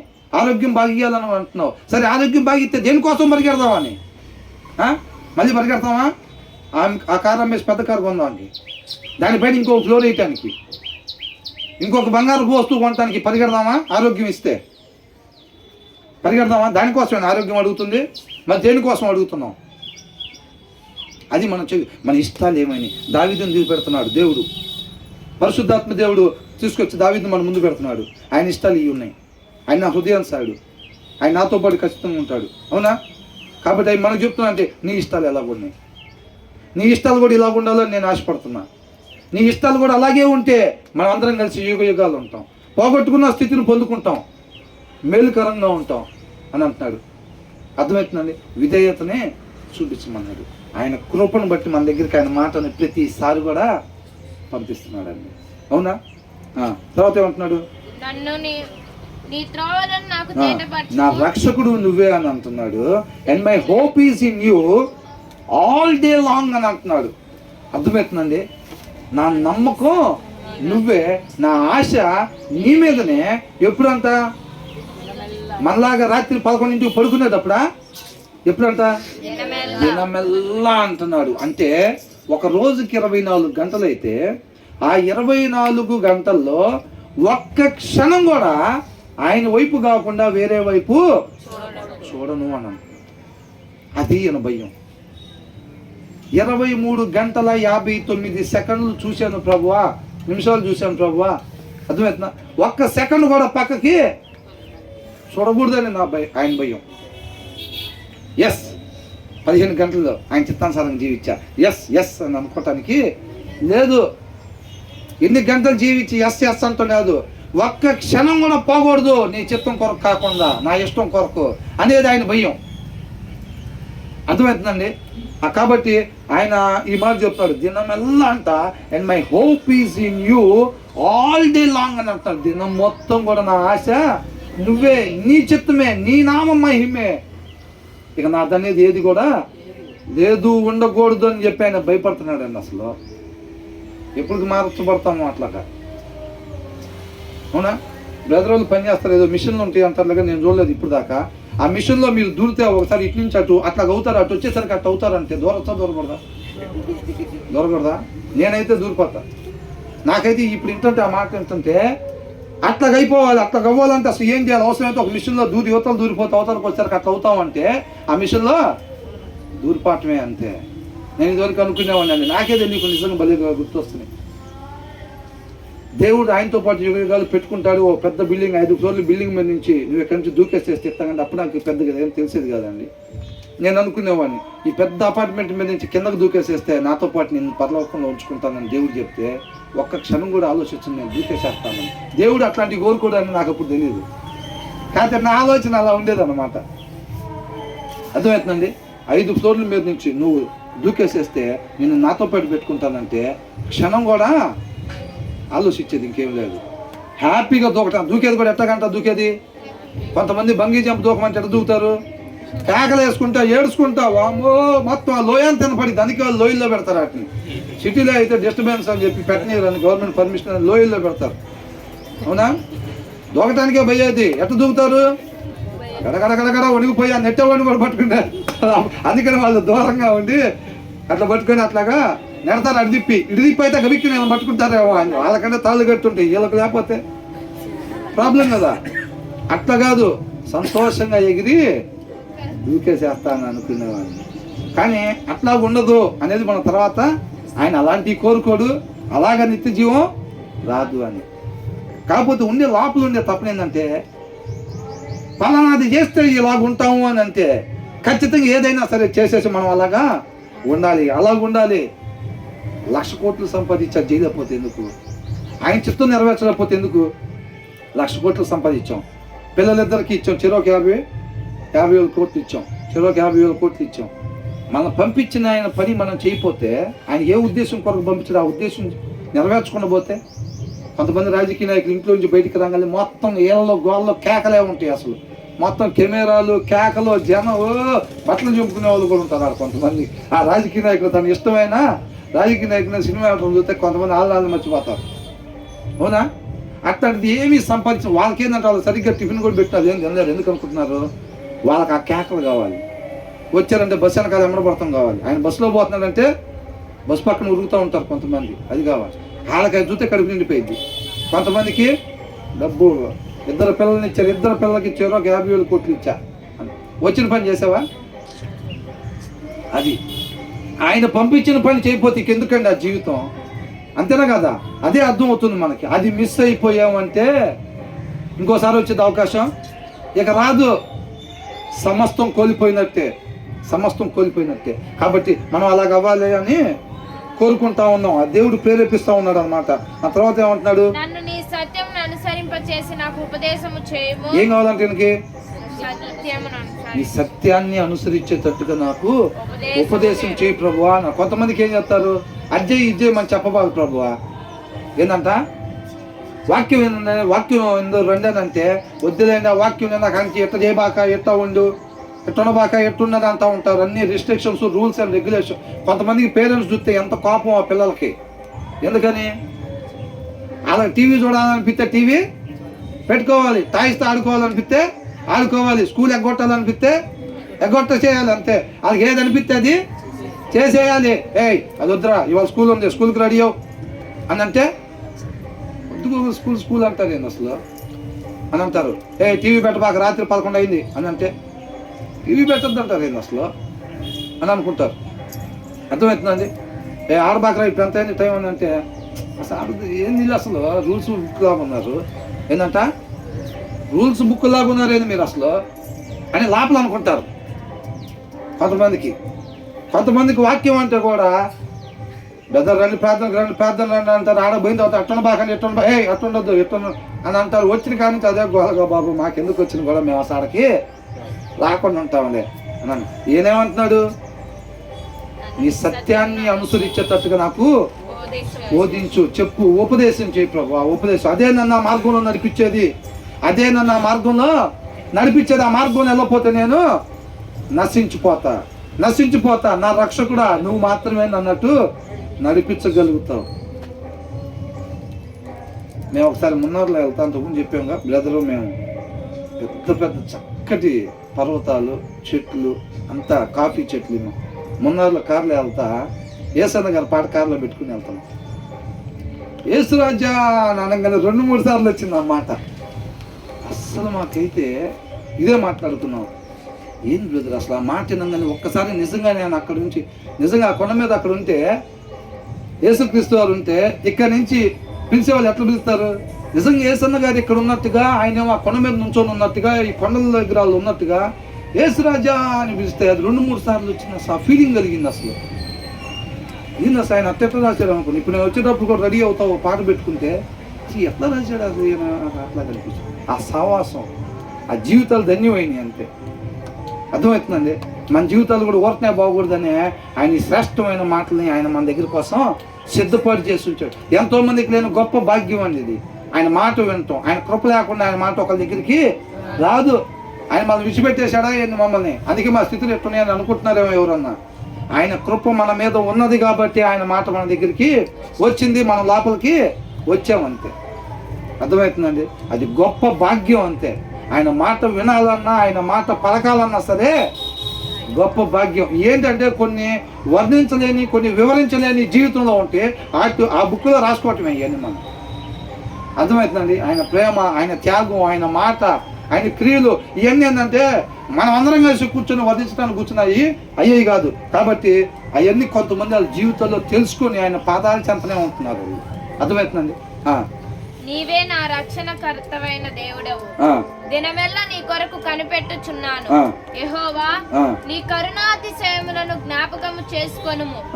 ఏంటంట ఏనబట్టా నన్ను జ్ఞాపకం చేసుకో ప్రభా, నువ్వే నన్ను ఎందుకుంది అది ఇది అని చెప్పి అప్రోచ్ అట్లా అవుతున్నాడు ఆ దేవుడి దగ్గరికి. ఎలాగంటున్నాడు? Remember Lord your great mercy and love. ఎవరి? యు మర్సీ, నీ కనికరం, నీ దయ అని అంటున్నాడు. నీ ప్రేమ, నీ ఎడదగని ప్రేమని జ్ఞాపకం చేసుకో ప్రభు అన్నాడు. అప్రోచ్ దేవుడి దగ్గరికి ఎలా వస్తున్నాడు చూడండి. ఎంత యథార్థవంతుడు, ఎంత నిర్దోషత్వం కలిగినవాడు దేవుడి దగ్గరికి ఎలా వస్తున్నాడు? నీ కనికరాన్ని బట్టి అని అంటున్నాడు. నీ నిస్వార్థమైన ప్రేమను బట్టి ప్రభు నన్ను జ్ఞాపకం చేసుకోమంటున్నాడు. అర్థమవుతుందండి. అంటే ఆయన దగ్గర ఏమన్నా ఉందని వస్తున్నాడా? కాదు. ఆ తర్వాత ఏమంటున్నాడు? నీ కృపాతిశయములను జ్ఞాపకము చేసుకొని అవి పూర్వము నుండి ఉన్నవే కదా. అవి ఇప్పుడు వచ్చినాయా? ఇప్పుడు చూపిస్తున్నాడా కృపా కనికరం? అసలు కొంతమంది అయితే అసలు మనం పుట్టిన కానించి అవి చూసే, కొంతమంది పుట్టుకు ముందు కూడా దాని గురించి కూడా వర్ణించారు. దావీదు ఏమంటున్నాడు? నీవు నన్ను తయారు చేసిన విధం నేను చూడగా అసలు తయారు కూడా చెయ్యక ముందు దాని గురించి కూడా వర్ణిస్తున్నారు. ఇది మహింపరుస్తున్నారు, స్తుతిస్తున్నారు ఆయన. అసలు ఆయన దానికి అర్హుడా కాదా? ఆయన మాత్రమే దానికి అర్హుడు అంతే. ఆ తర్వాత ఏమంటున్నాడు? నా బాల్య పాపములను, నా అతిక్రమములను జ్ఞాపకము చేసుకొనుకుము. చూసారండి, do not remember the sins of my youth. తెలుగులో బాల్య పాపాలను ఇచ్చారు. జనరల్గా బాల్యంలో పాపాలు ఏం చేయరు. అవునండి. ఇంగ్లీష్లో సిన్స్ ఆఫ్ మై యూత్ అని ఇచ్చారు. యవన కాలంలోనే కొట్టిండిపోవటానికి ఛాన్స్ ఉంది. కాబట్టి మనం యూత్ అనేది కరెక్ట్. దాని నుంచి తర్జుమా తెలుగులోకి వచ్చేసరికి బాల్యం అని చేశారు. Do not remember the sins of my youth. నేను యవన కాలంలో చేసిన పాపాలు నువ్వు జ్ఞాపకం చేసుకోబాగు ప్రభువా. అండ్ మై రిబీలియస్ వేస్, నేను చేసిన తిరుగుబాట్లు జ్ఞాపకం చేసుకోబాగు ప్రభువా అని అంటున్నాడు. అవి జ్ఞాపకం చేసుకుంటే మన పని ఏంది? తీర్పు దాకా కాదు, ఇప్పుడు అయితమే నరకంలోకి అన్నట్టుంటాయి. మౌలిక చేస్తామైంది ఒక్కొక్కరం. అవునా? యవన కాలంలో మన ఆలోచనలు, ఒకసారి మన ఉద్దేశాలు, మన ఇష్టాలు కానీ మనం ఒకసారి పిక్చర్ వేసుకుంటే ఆ ముందు పూట ఏం తిన్నామో అది మొత్తం బయటపడాల్సిందే. అవునా కదా? ఏదో కొంతమంది గొప్ప భాగ్యం యవన కాలంలోకి రాకముందే ఆయనలో నాటబడి ఉంటారు. ఆ టైంలోనే పరిచర్యలు చేసి పాంప్లెట్లు పంచుకుంటా క్రీస్తు కొరకు శ్రమలు పడేవాళ్ళుగా, అవమానాలు పడేవాళ్ళుగా, నిందలు పడేవాళ్ళు కొంతమందికి గొప్ప భాగ్యం. 12 ఏట బాప్తీసం తీసుకున్నా, 13 ఏట 14 ఏట బాప్తీసాలు తీసుకున్నా అనే వాళ్ళు ఉంటారు చూసారండి, వాళ్ళ మీద. అవునా కదా? వాళ్ళ కృపను పొందుకుంటానికి అర్హులుగా ఉన్నారు. Not remember the sins of my youth and my rebellious way. తిరుగుబాటు అంటే ఏంటి?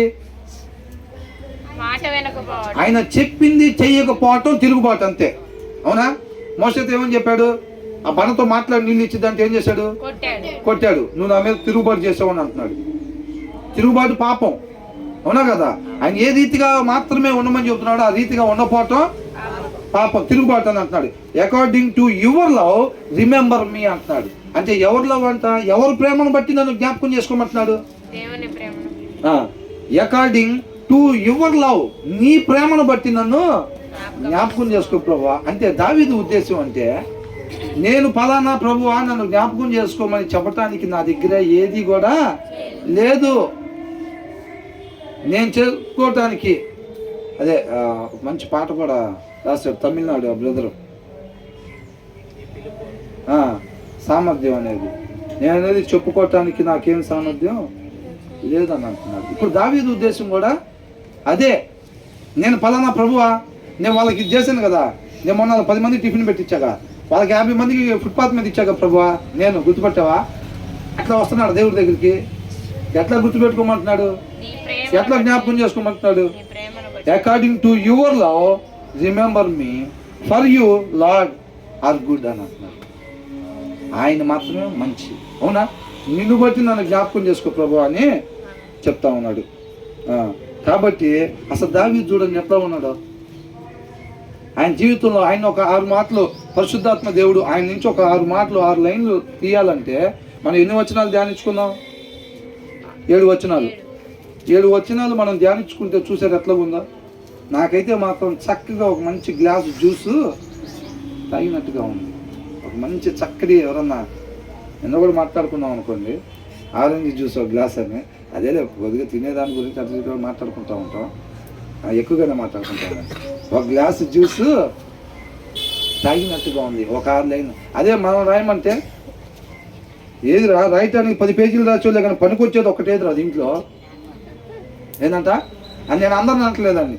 కొంతమంది ఎవరన్నా బైబిల్ చదవని వాళ్ళు ఎవరన్నా ఉంటే కనుక, చదవగలిగి బైబిల్ చదవని వాళ్ళు రాయరా 10 పేజీలు రాచో కరెక్టే రా, పనికొచ్చేది ఒక్కటి కూడా లేదేంద్రా దీంట్లో అనే పరిస్థితి ఉందేమో. చెక్ చేసుకోవాలని అంటున్నాడు. అర్థమవుతుందండి? అది మనం చెక్ చేసుకోవాలి. దేవుడి కృప అయితే కనుక తర్వాత వచ్చినది మనం మళ్ళా ధ్యానించుకుందాం. మనం యూత్ మీటింగ్లో కావచ్చు, లేకపోతే మళ్ళీ ఇక్కడ మనం ఫెలోషిప్ గ్యాదర్ అయినప్పుడు కావచ్చు, ధ్యానించుకుందామని. ఎంతమందికి అర్థమైంది? హల్లెలూయా. ఎంతమంది అర్థంలో చూసుకున్నారు? చేతులు మాత్రం ఖచ్చితంగా ఇస్తాం, ఆమెను మాత్రం ఖచ్చితంగా అంటాం. ఏంటంటే మేము కూడా ఉన్నాం అంటాం. ఎక్కడంటే ఇక్కడ వరకే, గుమ్మం దాటినాక అట్టగా చేతులు కానీ మనం ఎన్నిసార్లు ఇట్లా అని యథారాజ్య తదాప్రజగా వెళ్ళిపోతూనే ఉంటాం. అయితే దేవుని వాక్యం ఏం చెప్తుందో తెలుసా? ఎంతమంది విన్నారు ఎంతమంది వినలేదో అన్నీ ఆయనకి ఒక మాట ఉంది, నా గొర్రెలు నా స్వరము నేను. ఆయన గొర్రెలు ఉన్నాయి ఖచ్చితంగా. ఆ స్వరం వినిపించడానికి ఆయన మాట్లాడుతూ వస్తున్నాడు. ఆరంభించినప్పుడే చెప్పాం మనం ఏం ప్రార్థన చేయాలంటే, దావీదు ఏం చేస్తున్నాడు? ఎలా ప్రార్థన చేస్తున్నాడు? అయ్యా నీ కట్టడలు నీ ఆజ్ఞలు అనుసరించి నడుచుకున్నట్లుగా, నీ ఆలోచనలు ఉద్దేశంలో నేనెరుగునట్లుగా, నీకు ఇష్టడుగా ఉండినట్లుగా అడుగుతాడు. అంతేనా? నా కడుపు నొప్పి ఉంది, నాకు జ్వరం ఉంది, నాకు అది ఉంది, నాకు బీపీ ఉంది, షుగర్ ఉంది, ఇలా తయ్యి ఉన్నాయి, ఇవి ఉన్నాయి, ఇవన్నీ చెప్పాల్సిన అవసరం ఏమీ లేదు. ఆయనకన్నీ తెలుసు. కానీ నువ్వు తెలుసుకోవాల్సిందేంటి? ఆయన చిత్తం ఏంటో తెలుసుకొని బ్రతకటం. దేవుడి స్తోత్రం కలిగి. అందుకే అంత నీతి రాజ్యాన్ని మొదట అన్నీ అడగాల్సిన అవసరం ఏమీ లేదు. దేవునికి మహిమ కలిగింది కాదు. అటు వారిగా ఉన్న వాళ్ళందరూ కళ్ళు మూసుకొని ప్రార్థన చేద్దాం. స్ప్రెడ్ చేస్తుంది. అనంతరం సంస్కారాలను త్వరగా ముందుకు వెళ్దాం. కళ్ళు మూసుకొని ప్రార్థన. ప్రభా, ఈరోజు నేను ఏ స్థితిలో ఉన్నానో అయ్యా నీ వాక్యం అద్దంలో నాకు చూపిస్తూ ఉండగా, అట్టి వారిగా అయ్యా నీ దాసుని నా ముందు ఉంచావు. ఆయన ఎంత గొప్ప కృపనిచ్చావు. ఈరోజు నీ కృపను కోరుకుంటున్నా, నాకు సహాయం చేయమంటే ఆయన నిశ్చయంగా నీకు ఆ కృపను అనుగ్రహించి ఆ రీతిగా నేను వాడుకోవడానికి కూడా ఇష్టపడుతూ ఉండగా ప్రార్థించేద్దాం. Thank you lord.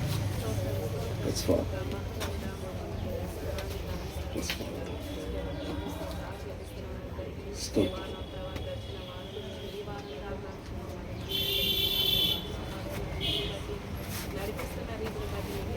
Thank you.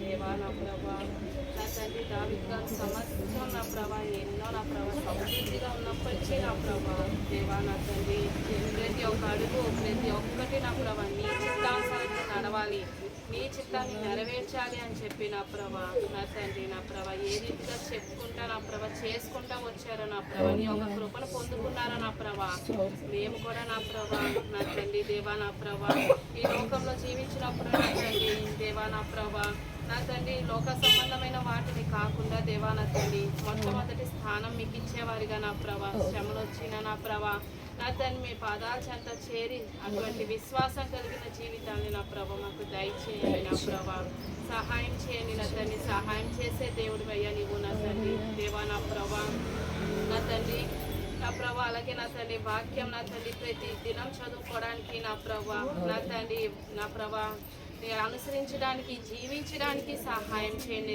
పరిశుద్ధుడా మీకే వందనాలు స్తోత్రాలు చెల్లిస్తున్నాను నా తండ్రి దేవా నా తండ్రి మేము నీతిమంతులుగా బతకాలి అంటే నీ ఒక వాక్యం చాలా అవసరం నా ప్రభా నా తండ్రి నా ప్రభా ఈ లోకంలో జీవించాలంటే నీ ఒక మాటలు చాలా అవసరం నా ప్రభా నా తండ్రి ప్రార్థనలో వాక్యంలో నా తండ్రి మమ్మల్ని ఎదిగింపు చేయండి నా తండ్రి యేసయ్య సహాయం చేయండి నా తండ్రి నా ప్రభా లోకం నా ప్రభా రోజంతా పనులు చేసుకొని చివరిగా నా ప్రభా నా తండ్రి మీ పాదాల చెంత చేరుతున్నారు నా ప్రభా అటువంటి వారిగా నా ప్రభా ఎవ్వరు ఉండకుండా నా తండ్రి నా ప్రభా మీకు మాత్రమే స్థానం ఇచ్చేవారిగా నా ప్రభా సృష్టించిన సృష్టికర్తమైన దేవుడు అయ్యా నీవు నా తండ్రి మీకే వందనాలు స్తోత్రాలు చెల్లిస్తున్నాను నా తండ్రి దేవా నా తండ్రి మా ఆత్మీయత స్థితి ఎలా ఉందో మేము పరీక్షించుకునే వారిగా సహాయం చేయండి సహాయం చేయండి నా తండ్రి ఎంతో మందిని నా ప్రభా నా తండ్రి మీ ఒక పరిశుద్ధ గ్రంథంలో మమ్మల్ని తెలియజేశారు నా తండ్రి ఇలా ఉండాలి అలా ఉండకూడదు అని చెప్పి ఉన్నారు నా ప్రభా మీకు నచ్చలేని పని నా ప్రభా మేము చేయకుండా నా ప్రభా నా తండ్రి నా ప్రభా తగ్గించుకొని నా ప్రభా జీవించే వారిగా సహాయం చేయండి నా ప్రభా మీకే వందనాలు స్తోత్రాలు చెల్లిస్తున్నాను నా తండ్రి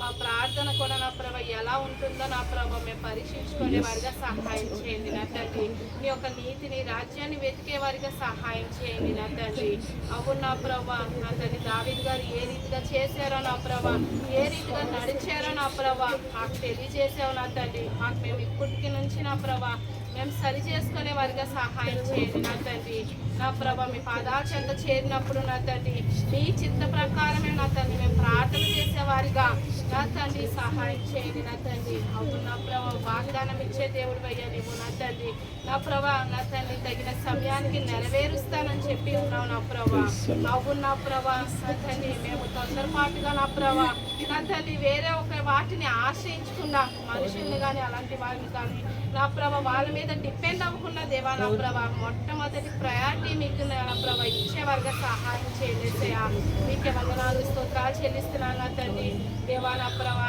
నా తండ్రి సత్యస్వరూపి సహవాసాన్ని నా ప్రభా మాకు ఇచ్చిన విధానాన్ని బట్టి వందనాలు స్తోత్రాలు చెల్లిస్తున్నాను నా తండ్రి నా ప్రభా మీకే వందనాలు నా తండ్రి మేమందరం కూడా నా ప్రభా నీ చిత్త ప్రకారమే జీవించడానికి సహాయం చేయండి నా తండ్రి మీరు ఏ రీతిగా తండ్రి చిత్తాన్ని నెరవేర్చారో నా ప్రభా మేము కూడా నీ చిత్తాన్ని నెరవేర్చే బిడ్డలుగా నీకు నచ్చిన కుమార్తెల వలేగా నా ప్రభా మేము జీవించడానికి సహాయం చేయండి నా తండ్రి మా తప్పులు ఒప్పుకొని నా ప్రభా మీ పాదాల చెంత చేరటానికి ఎక్కువ సమయం నా ప్రభా నా తండ్రి అటువంటి కృపను దయచేయండి మీకే వందనాలు స్తోత్రాలు చెల్లిస్తున్నాను నా తండ్రి మేము సన్నిధిలో ఒకలాగా బయట ఒకలాగా వేషధారణ జీవితం ఎప్పుడు ఎవ్వరికి ఉండకుండా దేవా నా తండ్రి మీ యొక్క వాక్యం ద్వారా మాతో సూటిగా స్పష్టంగా మాట్లాడిన రీతిని బట్టి మీకే కోట్లాది స్థితులు చెల్లిస్తున్నాను నా తండ్రి మేము సరి చేసుకునే స్వభావాన్ని నా ప్రభు మాకు దయచేయండి నా తండ్రి మీకే వందనాలు స్తోత్రాలు చెల్లిస్తున్నాను నా తండ్రి దేవా నా ప్రభ ఇక్కడ వచ్చిన ప్రతి బిడ్డని నా ప్రభ మా అందరు నా ప్రభ మేమందరం కూడా మీ పాదాల చెంత చేస్తున్నాం నా తండ్రి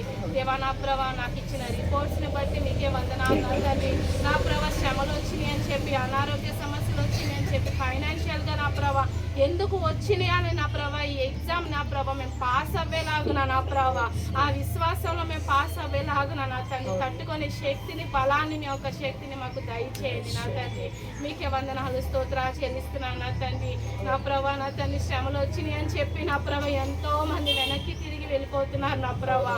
లోకంలో నా ప్రభా అన్ని ఆచారాలు నా ప్రభా నా తండ్రి పాటిస్తున్నారు నా తండ్రి. దేవా వాళ్ళని క్షమించండి యేసయ్యా నా తండ్రి. కేవలం నీ నా ప్రభా నీ మీద విశ్వాసం కలిగే జీవితాలని ప్రతి ఒక్కరికి దయచేయండి నా తండ్రి. దేవా మీకే వందనాలు స్తోత్రాలు చెల్లిస్తున్నాను నా తండ్రి. మీరు ఇచ్చిన ఆహారం కానీ ఆరోగ్యం కానీ నీ నామంకి మాత్రమే ఘనత తెచ్చేవారిగా నా తండ్రి.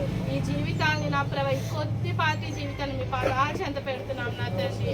నా ప్రభా మీకే వందనాలు స్తోత్రాలు చెల్లిస్తూ నా ప్రభా చర్చ్ కన్స్ట్రక్షన్ విషయం కూడా నా ప్రభా మీ చిత్తానుసారంగా నడిపించండి. తగిన సమయానికి మీరు కార్యాలు చేస్తారని మేము నమ్ముచు ఈ చిన్న ప్రార్థన మీ పాదాల సన్నిధిలో చేర్చుకోమని మాకు మేము తగ్గించుకొని నామంకి మహిమకరంగా జీవించే వారిగా సహాయం చేయమని యేసయ్య పరిశుద్ధ నామంతో వినయంతో వేడుకుంటున్నాను నా తండ్రి. కూర్చుందాము. నేను ఇవ్వబడిన వాక్యాన్ని ధ్యానించేద్దాము. సంస్కారాధనకు త్వరగా సమయాన్ని సద్వినియోగపరుచుకుంటూ వెళ్దాము. కొరింథీయులకు రాసిన మొదటి పత్రిక 11వ అధ్యాయము 25వ వచనం నుంచి ఒక అందరూ మీ బైబిల్స్ లో చూస్తూ జాగ్రత్తగా విన్నాం. ఆ ప్రకారమే భోజనమైన పిమ్మట ఆయన పాత్రను ఎత్తుకొని చదువు. ఆ ప్రకారమే భోజనమైన పిమ్మట ఆయన పాత్రను ఎత్తుకొని ఈ పాత్ర నా రక్తము వలనైన క్రొత్త నిబంధన. మీరు దీనిలోనిది త్రాగునప్పుడెల్లా నన్ను జ్ఞాపకము చేసుకొనుటకై దీనిని చేయడని చెప్పాను. మీరు ఈ రొట్టెను తిని ఈ పాత్రలోనిది త్రాగునప్పుడెల్లా ప్రభు వచ్చే వరకు ఆయన మరణమును ప్రచురించుదురు. కాబట్టి ఎవడు అయోగ్యముగా ప్రభు యొక్క రొట్టెను తిననో లేక ఆయన పాత్రలోనిది త్రాగునో వాడు ప్రభు యొక్క శరీరమును గూర్చియు రక్తమును గూర్చియు అపరాధియగును. కాబట్టి ప్రతి మనుషుడు తన్ను తాను పరీక్షించుకొనవలెను. అలాగు చేసి ఆ రొట్టెను తిని ఆ పాత్రలోనిది త్రాగవలెను. ప్రభు శరీరమని వివేచింపక తిని త్రాగువాడు తనకు శిక్షావిధి కలుగుటకై తిని త్రాగుచున్నాడు. ఇందువలననే మీలో అనేకులు బలహీనులను రోగులనై ఉన్నారు. చాలా మంది నిద్రించుచున్నారు. అయితే మనలను మనమే విమర్శించుకొని ఎడల తీర్పు పొందకపోదుము. మనము తీర్పు పొందిన ఎడల లోకముతో పాటు మనకు శిక్షావిధి కలుగకుండునట్లు ప్రభు చేత శిక్షింపబడుచున్నాము. దేవునికి స్తోత్రం కలుగును గాక. హల్లెలూయా. 26వ వచనం. మీరు ఈ రొట్టెను తిని ఈ పాత్రలోనిది త్రాగునప్పుడల్లా ప్రభు వచ్చే వరకు ఆయన మరణమును ప్రచురించుదురు. దేవునికి స్తోత్రం. తర్వాత కాబట్టి ఎవడు అయోగ్యముగా ప్రభు యొక్క రొట్టెను తినునో లేక ఆయన పాత్రలోనిది త్రాగునో వాడు ప్రభు యొక్క శరీరమును గూర్చియు రక్తమును గూర్చియు అపరాధి అగును. యేసుక్రీస్తు నమ్ముకున్నాము, బాప్తిసం తీసుకొని నీళ్ళలో మునిగాము, యేసు రక్తం గుర్చేసుకున్నాం అంటే వెళ్ళిపోతాం నిత్య జీవానికి. దేవుడు ఏం చెప్తున్నాడు ఇక్కడ? గుర్చి రక్తమును గుర్చియు అపరాధి అగును. వాళ్ళు చాలా మంది ఎలా ఉన్నారంటే నీళ్ళలో మునిగాను, రొట్టె ద్రాక్ష తీసుకుంటే నిత్య జీవానికి వెళ్ళిపోతానని చెప్పి వచ్చి ఇంకా గొప్ప మేధావులు ఏం చేస్తారు తెలుసంట, ఆ సంస్కార ఆదివారం ఒక్కరోజే వచ్చి జాగ్రత్తగా మా భక్తి చూసామని అక్కడ తీసుకుని వెళ్ళే వాళ్ళు కూడా ఉన్నారు. అట్లాంటి పనులు మనం ఎప్పుడు చేయకూడదు. మనల్ని మనం ఏం చేయాలంట? పరీక్షించుకోవాలంట. దేవుడి సన్నిధిలో ఎలా ఉన్నామో జాగ్రత్తగా చూసుకొని పరీక్షించుకొని పరిశీలించుకొని దేవుడి సన్నిధిలో ఒప్పుకొని విడిచిపెట్టాలంట. ఏం చేయాలంట? ఒప్పుకోవటమే కాదు, విడిచిపెట్టాలంట. విడిచిపెట్టుకుని నీకు ఎన్నడూ చేయని ప్రభువా అని విడిచిపెట్టి దేవుని సహాయాన్ని కోరుకోవాలి. వెంటనే విడిచిపెడుతున్నాను ప్రభువా, నువ్వు నాకు సహాయం చేయమంటే వెంటనే ఆయన సహాయము చేస్తాడు. ఒప్పుకుంటారు, విడిచిపెట్టరు. మనల్ని మనమే పరీక్షించుకునే ఎడల తీర్పు పొందకూడదు. ఎవరినా ఒకళ్ళు మనం విమర్శించాల్సిన పని నేనేం చేస్తాను, నాకు మీరేం చేస్తారు, మీకు మీ ప్రవర్తన, మీ ఆలోచనలు, మీ నడతలు, మీ స్థితిగతులు మీకు తెలుసు. నా నడతలు, నా ఆలోచనలు, ప్రవర్తన నాకు తెలుసు. దేవుడి సన్నిధిలో ప్రభు బలరాలు తీసుకుని ఏం చేయాలి? అయ్యా నేను అలా లేను, నువ్వు ఎలా ఉన్నావు దేవుడి దగ్గర ఒప్పుకొని ఇంకా విడిచిపెడదావు, నాకు సహాయం చేయి, కృపతో నువ్వు దయ చూపించమంటే ఆయన ఏం చేస్తాడు? ఆయన కనికరం చొప్పున నువ్వు చేసుకున్న తీర్మానం కరెక్ట్గా అయితే కనుక ఖచ్చితంగా అది ఆయన రక్తంగా శరీరంగా మార్చి నీకు అనుగ్రహిస్తాడు. అలా కాకుండా అది పోయి ఈ నోట్లు వేసుకున్నావు అనుకో, అది మామూలు సాధారణమైన రొట్టె ద్రాక్షారసం మాత్రమే. కానీ ఒక తీర్మానం చేసుకొని దేవుడికి అప్పగించుకొని పరీక్షించుకొని కనుక తీసుకుంటే అదేమవుతుందో తెలుసా? ఆయన శరీరంగా ఆయన రక్తంగా నీకు అనుగ్రహిస్తాడు. అప్పుడేమవుతుందో తెలుసా? ఆయన పడినటువంటి శ్రమల్లో, ఆయన జరిగిన ప్రతి దానిలో నీకు కూడా పాలు పొందులు కలగటానికి కృప దొరుకుతుంది. అటు మహాకృప దేవుడు మనకు దయచేయండి కాక. ఈ సమయంలో రొట్టె ద్రాక్షరసం శాఖ ప్రార్థన చేస్తుంది. మనందరూ ఏకీపించి ఎవరిని వాళ్ళు పరీక్షించుకుందాం. జాగ్రత్త దైవజన్మ, ఇది అసాధారణమైన కార్యం. ఏదో రొట్టి చేత్తో ఇచ్చేసరి తినేసేస్తున్నాము, గిన్నెలో పోస్తున్నాం. 25 సార్లు చెప్తున్నాను, అది దేవుని యొక్క శరీర రక్తము. ఏమాత్రం మీరు అజ్ఞానంతో తీసుకుంటూ మీ ప్రవర్తన మార్చుకోకుండా, నడతలు మార్చుకోకుండా తీసుకున్నారా, బహు భయంకరమైనటువంటి శిక్షా విధిలోకి వెళ్తారు. అందుకని జాగ్రత్త కలిగి, భయం కలిగి తీసుకున్నాము. అట్టగైతే నీ పుచ్చుకొని దూరంగా వెళ్ళాల్సిన అవసరం ఏమీ లేదు. తీర్మానం చేసుకొని ఈరోజు విడిచిపెట్టుకొని కృపను కోరుకుంటే ఖచ్చితంగా ఆయన కృపతో అనుగ్రహించే దేవుడు అని సిద్ధపడదాం. ఆ రీతిగా థ్యాంక్ యూ ఫాదర్. స్తోత్రం ప్రభువా.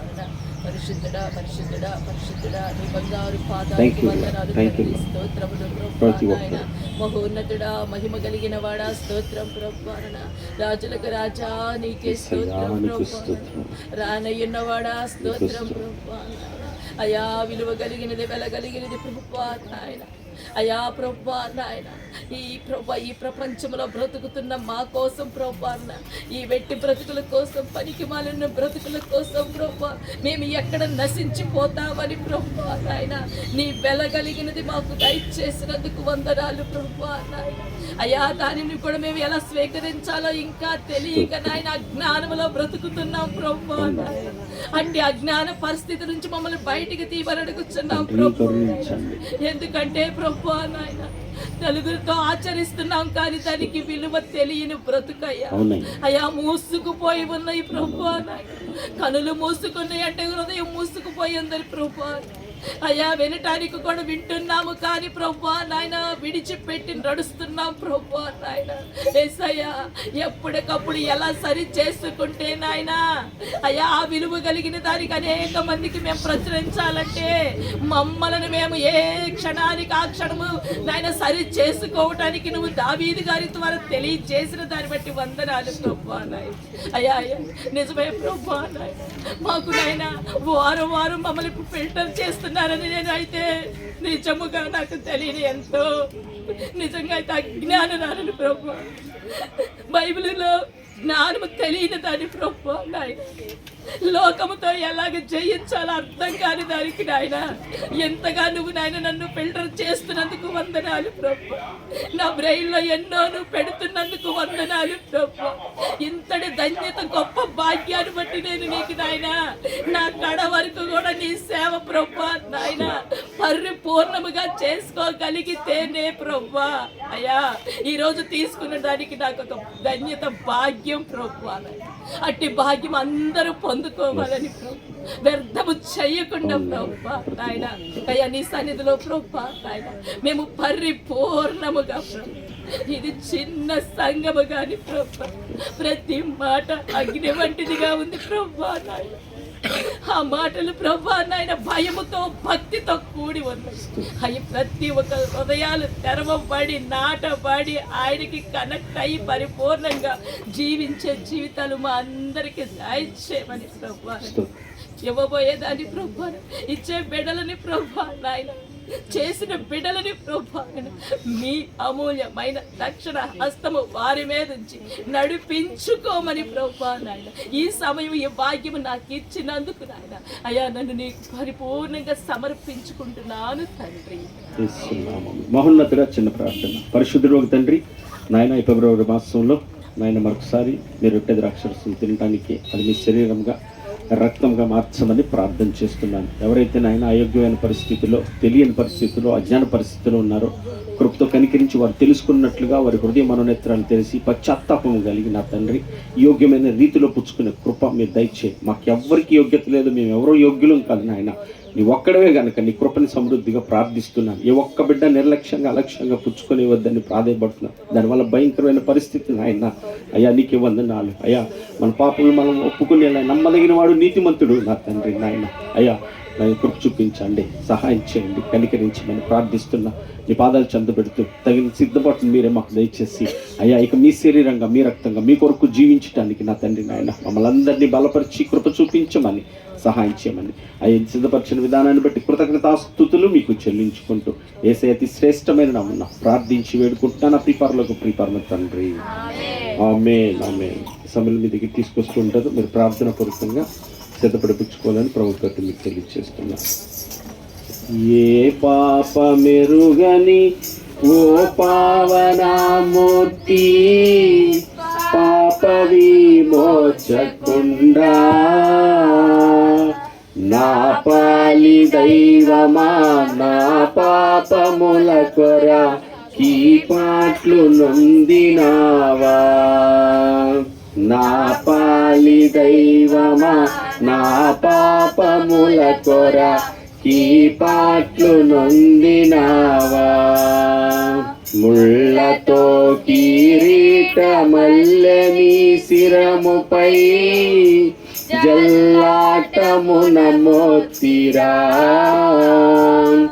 ముల్ల పోట్లకు శిరము తల్లడిల్లగ సొమ్మసిల్లిపోతి విరక్షక ముళ్ళ పోట్లకు శిరము తల్లడిల్లక సొమ్మసిల్లిపోతి విరక్షక ఏ పాప మెరుగని ఓ పావనామూర్తి పాప విమోచకుండా నా పాలి దైవమా నా పాపముల కొరా ఈ పాటలు నొందినావా నా పాలి దైవమా నా పాపముల కొరా ఈ పాటలు నొందినావా. దయచేసి సమాధానంతో పుచ్చుకుంది.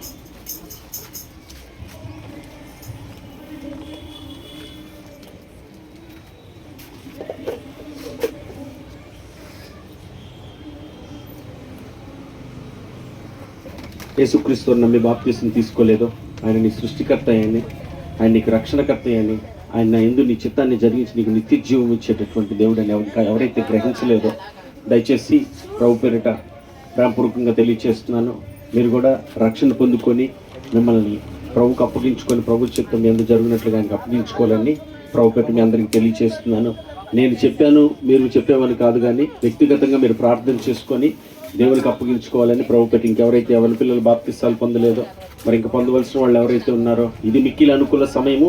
ఇది గన రక్షణ దినమయం. ఎంత గొప్ప రక్షణ నిర్లక్ష్యం చేసిన వాళ్ళు ఎలాగూ తప్పికుంచుకుంటా ఉంటున్నారు. రేపొద్దున మనకేం జరిగిద్దో తెలీదు. ఈ సమయం ఈ క్షణం వరకే కన్నా దేవుడు సమయం ఇస్తూ ఉండగానే ఆ సమయం సద్వినియోగపరుచుకొని రక్షణ పొందుకొని నిత్య జీవాన్ని పాత్రలు అవుదాం.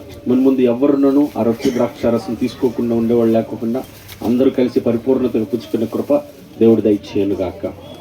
ఆ రీతిగానే ప్రార్థన చేద్దాము. దేవుడి కృపను బట్టి మరి ఈరోజు ఇవన్నీ ఈ రీతిగా ఏమైనా మార్పు కనపడుతుందా ఇక్కడ చర్చిలో? మీకు కనపడుతుందా? ఎంతమందికి మార్పు కనపడింది? దేవునికి స్తోత్రం. ఎవరు చేశారు ఈ మార్పు? దావీదు అంటారు, నేనేమో సురంబు వేసిన ఇళ్లలో ఉన్నాను, నీ మందసమేమో డేరాలో ఉంది. ఒక ఆయన దేవుడు ప్రేమను బట్టి మరి నాకేమో అన్ని ఇస్తున్నావు, నీ మందిరం ఎట్లా ఉందంటే అని అనిపించింది పాప సూర్యుడికి. దేవుడికి స్తోత్రం కలుగుతుందా? హల్లెలూయా. నీకు తెలియదా? నాకు తెలియక నీకు తెలియక ఎవరు చేశారు ఇవన్నీ? దేవుడికి స్తోత్రం కలిగింది కాదు. నేను వాస్తవానికి అనుకుంటుంటే సూర్యుడు చెప్పించాడు ఇవన్నీ అనుకుంటున్నాను. రక్తం చేయి. ఎవరు దీనికి కారకులు? శ్యామ్. మరి అల్లే బయటికి రావాలి. చూద్దాం దేవుని స్తోత్రం. ఏదేమైనా నాకు ఆశ్చర్యం వేసింది లోపలికి రాగానే. నాకు తెలియకోకుండానే లోపల ఇన్ని కార్యక్రమాలు అసలు ఎట్లా జరిగినాయి, అసలు ఎట్లా చేశారు? తాళాలు కూడా నా దగ్గరే ఉంటాయి. ఇటు నుంచి రావాలి ఎవరు వచ్చినా. ఇలా లోపలికి వచ్చి చేసారు. అసలు ఎటు వెళ్ళారు, ఎటు నుంచి వెళ్ళారు, అసలు ఇలా ఇవన్నీ ఎవరు సిద్ధపరిచారు ఇంత నీట్గా అనేది నాకు అర్థం కాల. పొద్దున్న వచ్చేపాటికి నాకేంటంటే ఎంత బాధ్యత చేసేవాడు. అమ్మా వచ్చేసాడా? దేవుడికి స్తోత్రం కలిగింది. దేవునికి మనకు కలిగింది కాక. ఏం చెప్తాం మనం? చూడండి, ఇంకేమనగలుగుతాం మనం? ఆశ కలిగి భారం కలిగి చేయించుకోవాల్సిన బాధ్యత నా మీద ఉండి చేయించుకోలేక పరిస్థితులు చుట్టూ ముట్టి ఇబ్బంది పెడుతుంటే ఏంటి పరిస్థితి అని దినదినం బాధపడాల్సిన పరిస్థితిలో ఉన్నాం. కానీ ఆ పిల్లడు ఒక్కసారి దేవుడు చేసిన మేలును తలంచుకొని ఈ రీతికి ఎన్ని చేశాడంటే దేవునికి మహిమ కలిగింది కాక. ఎవరైతే దేవుడు బలపరుస్తాడో వాళ్ళు మాత్రమే చేయగలుగుతారండి, అందరూ చేయలేం. ఆశ ఉంటుంది కానీ చేయాలని చేయలేం. ఆ బిడ్డను దేవుడు దీవించును కాక. దేవునికి మహిమ కలిగిన నిజంగా మంచి ఆలోచన. అసలు ఇలా చేయాలంటే నాకు ఆశ్చర్యం వేస్తుంది. అసలు ఇవన్నీ అసలు మన దగ్గర ఉన్నాయి అన్నా లేకపోతే మనకి కొత్త ఏం తెచ్చారనిపించిందా? మరి ఏం కడిగాడు, దేని పెట్టి కడిగాడు నాకేం అర్థం అవట్లేదు. దేని పెట్టి తుడిచారు కూడా నాకు అర్థం అవట్లేదు.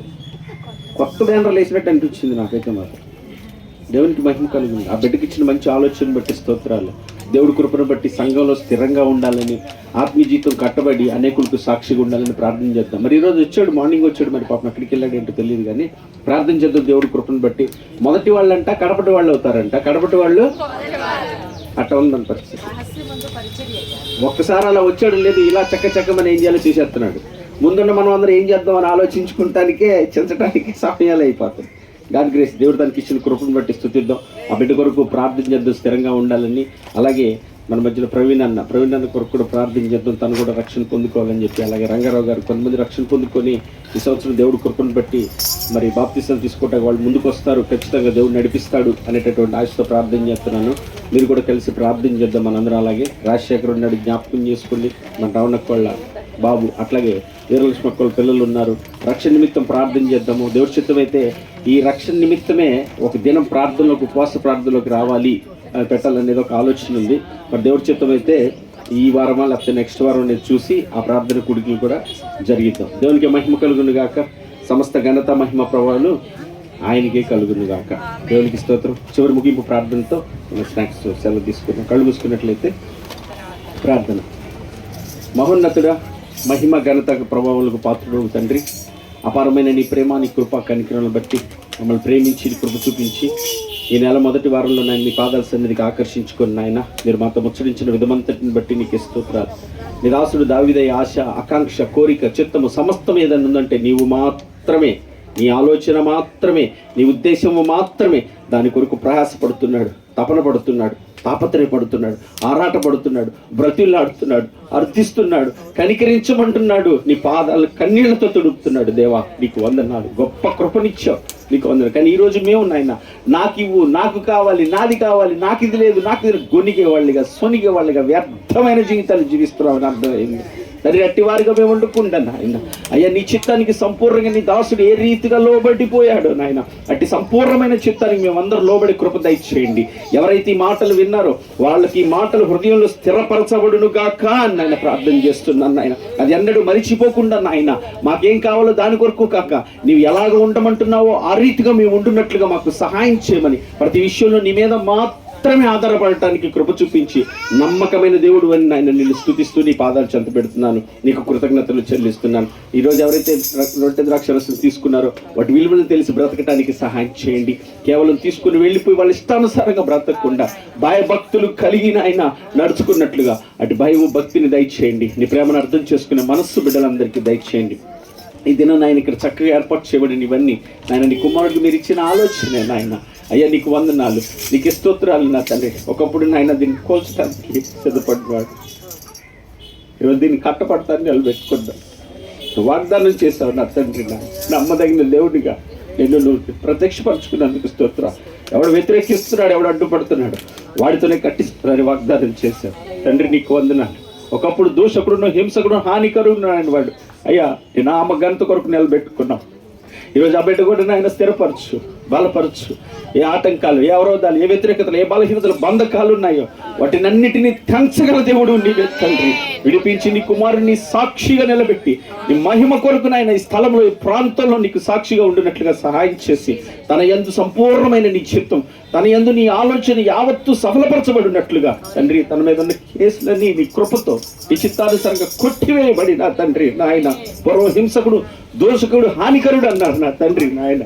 అయ్యా సౌలుని ఈరోజు నేను నీకు ఒక ప్రయోజనకరమైన పాత్ర అన్నాను నా తండ్రి. అట్టివాడిగా నీ మహిమ కొరకే నాయన సిద్ధపరచుకొని నా కుటుంబాన్ని కనికరించమని ప్రార్థన చేస్తున్నాను. ప్రవీణాన్ని కూడా కనికరించయ్యా, ఆ బంధకాల నుంచి విడిపించి కాపాడండి. రంగారావు గారిని అయ్యా, వీరలక్ష్మి అక్కల బిడ్డల్ని అయ్యా తండ్రి, రాజశేఖర్ నాయన ప్రతి ఒక్క బిడ్డని, ప్రతి ఒక్క కుటుంబాన్ని ప్రాధేయపడుతున్నాను. ఇక తమ్ముడు సురేష్, ఎవరి బిడ్డలు ఆయన రక్షణ పొందుకోవస్తున్నారు. వీళ్ళందరూ సమయం ఉండగానే రక్షణ పొందుకోవటానికి మీ కృపను అనుగ్రహించండి.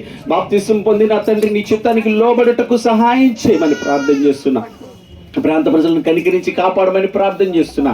నీ పాదాలు చెంత పెడుతున్నాను. ఇదిగో అనారోగ్యంతో ఉన్నటువంటి రౌనక్ నాయన మంచం మీద పడి ఉంది, కనికరించండి. మారు మనసు రక్షణ దయచేయండి. సమయం ఉండగానే నీ చిత్తానికి అప్పగించుకొని నిత్య జీవానికి చేరండి. ఆ సిలువలో ఉన్న దొంగపై చూపిన కృప నాకు తండ్రి ఆ బిడ్డ మీద ఉంటాను నాయన, సహాయం చేసి కాపాడమని ప్రార్థన చేస్తున్నా. నీ పాదాలు చెంత పెట్టుకుంటున్నాను నాయన. సమస్త విషయంలో నీవే తోడిని నడిపించమని, నీవే వాక్మితి నీ దాసుడి కుటుంబాన్ని బలపరిచి నీ చిత్తానుసారంగా నడిపించమని, ఏ దేని కొరకు చింతపడొద్దన్నారు, నీ చింతబారు నీ మీద చేయమన్నాడు. నా సహోదరి, నా తండ్రి నాయన, మీరు ఇచ్చిన రిపోర్ట్స్ని బట్టి కృతజ్ఞతలు చెల్లిస్తున్నాను.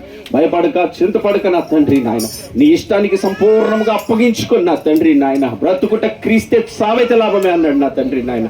అటు ఒక తీర్మానం కలిగిన ఆయన ముందుకు సాగునట్లుగా నా తండ్రి నాయన నీ చిత్తానుసారంగా కుటుంబాన్ని నడిపించి బలపరిచి సహాయం చేయమని సమస్త ఘనత మహిమ ప్రభువులు మీకు ఆరోపిస్తూ ఆపాదిస్తూ అనారోగ్యంతో ఉన్న ప్రతి బిడ్డని నీ కృపతో నీ చిత్తానుసారం స్వస్థపరచండి.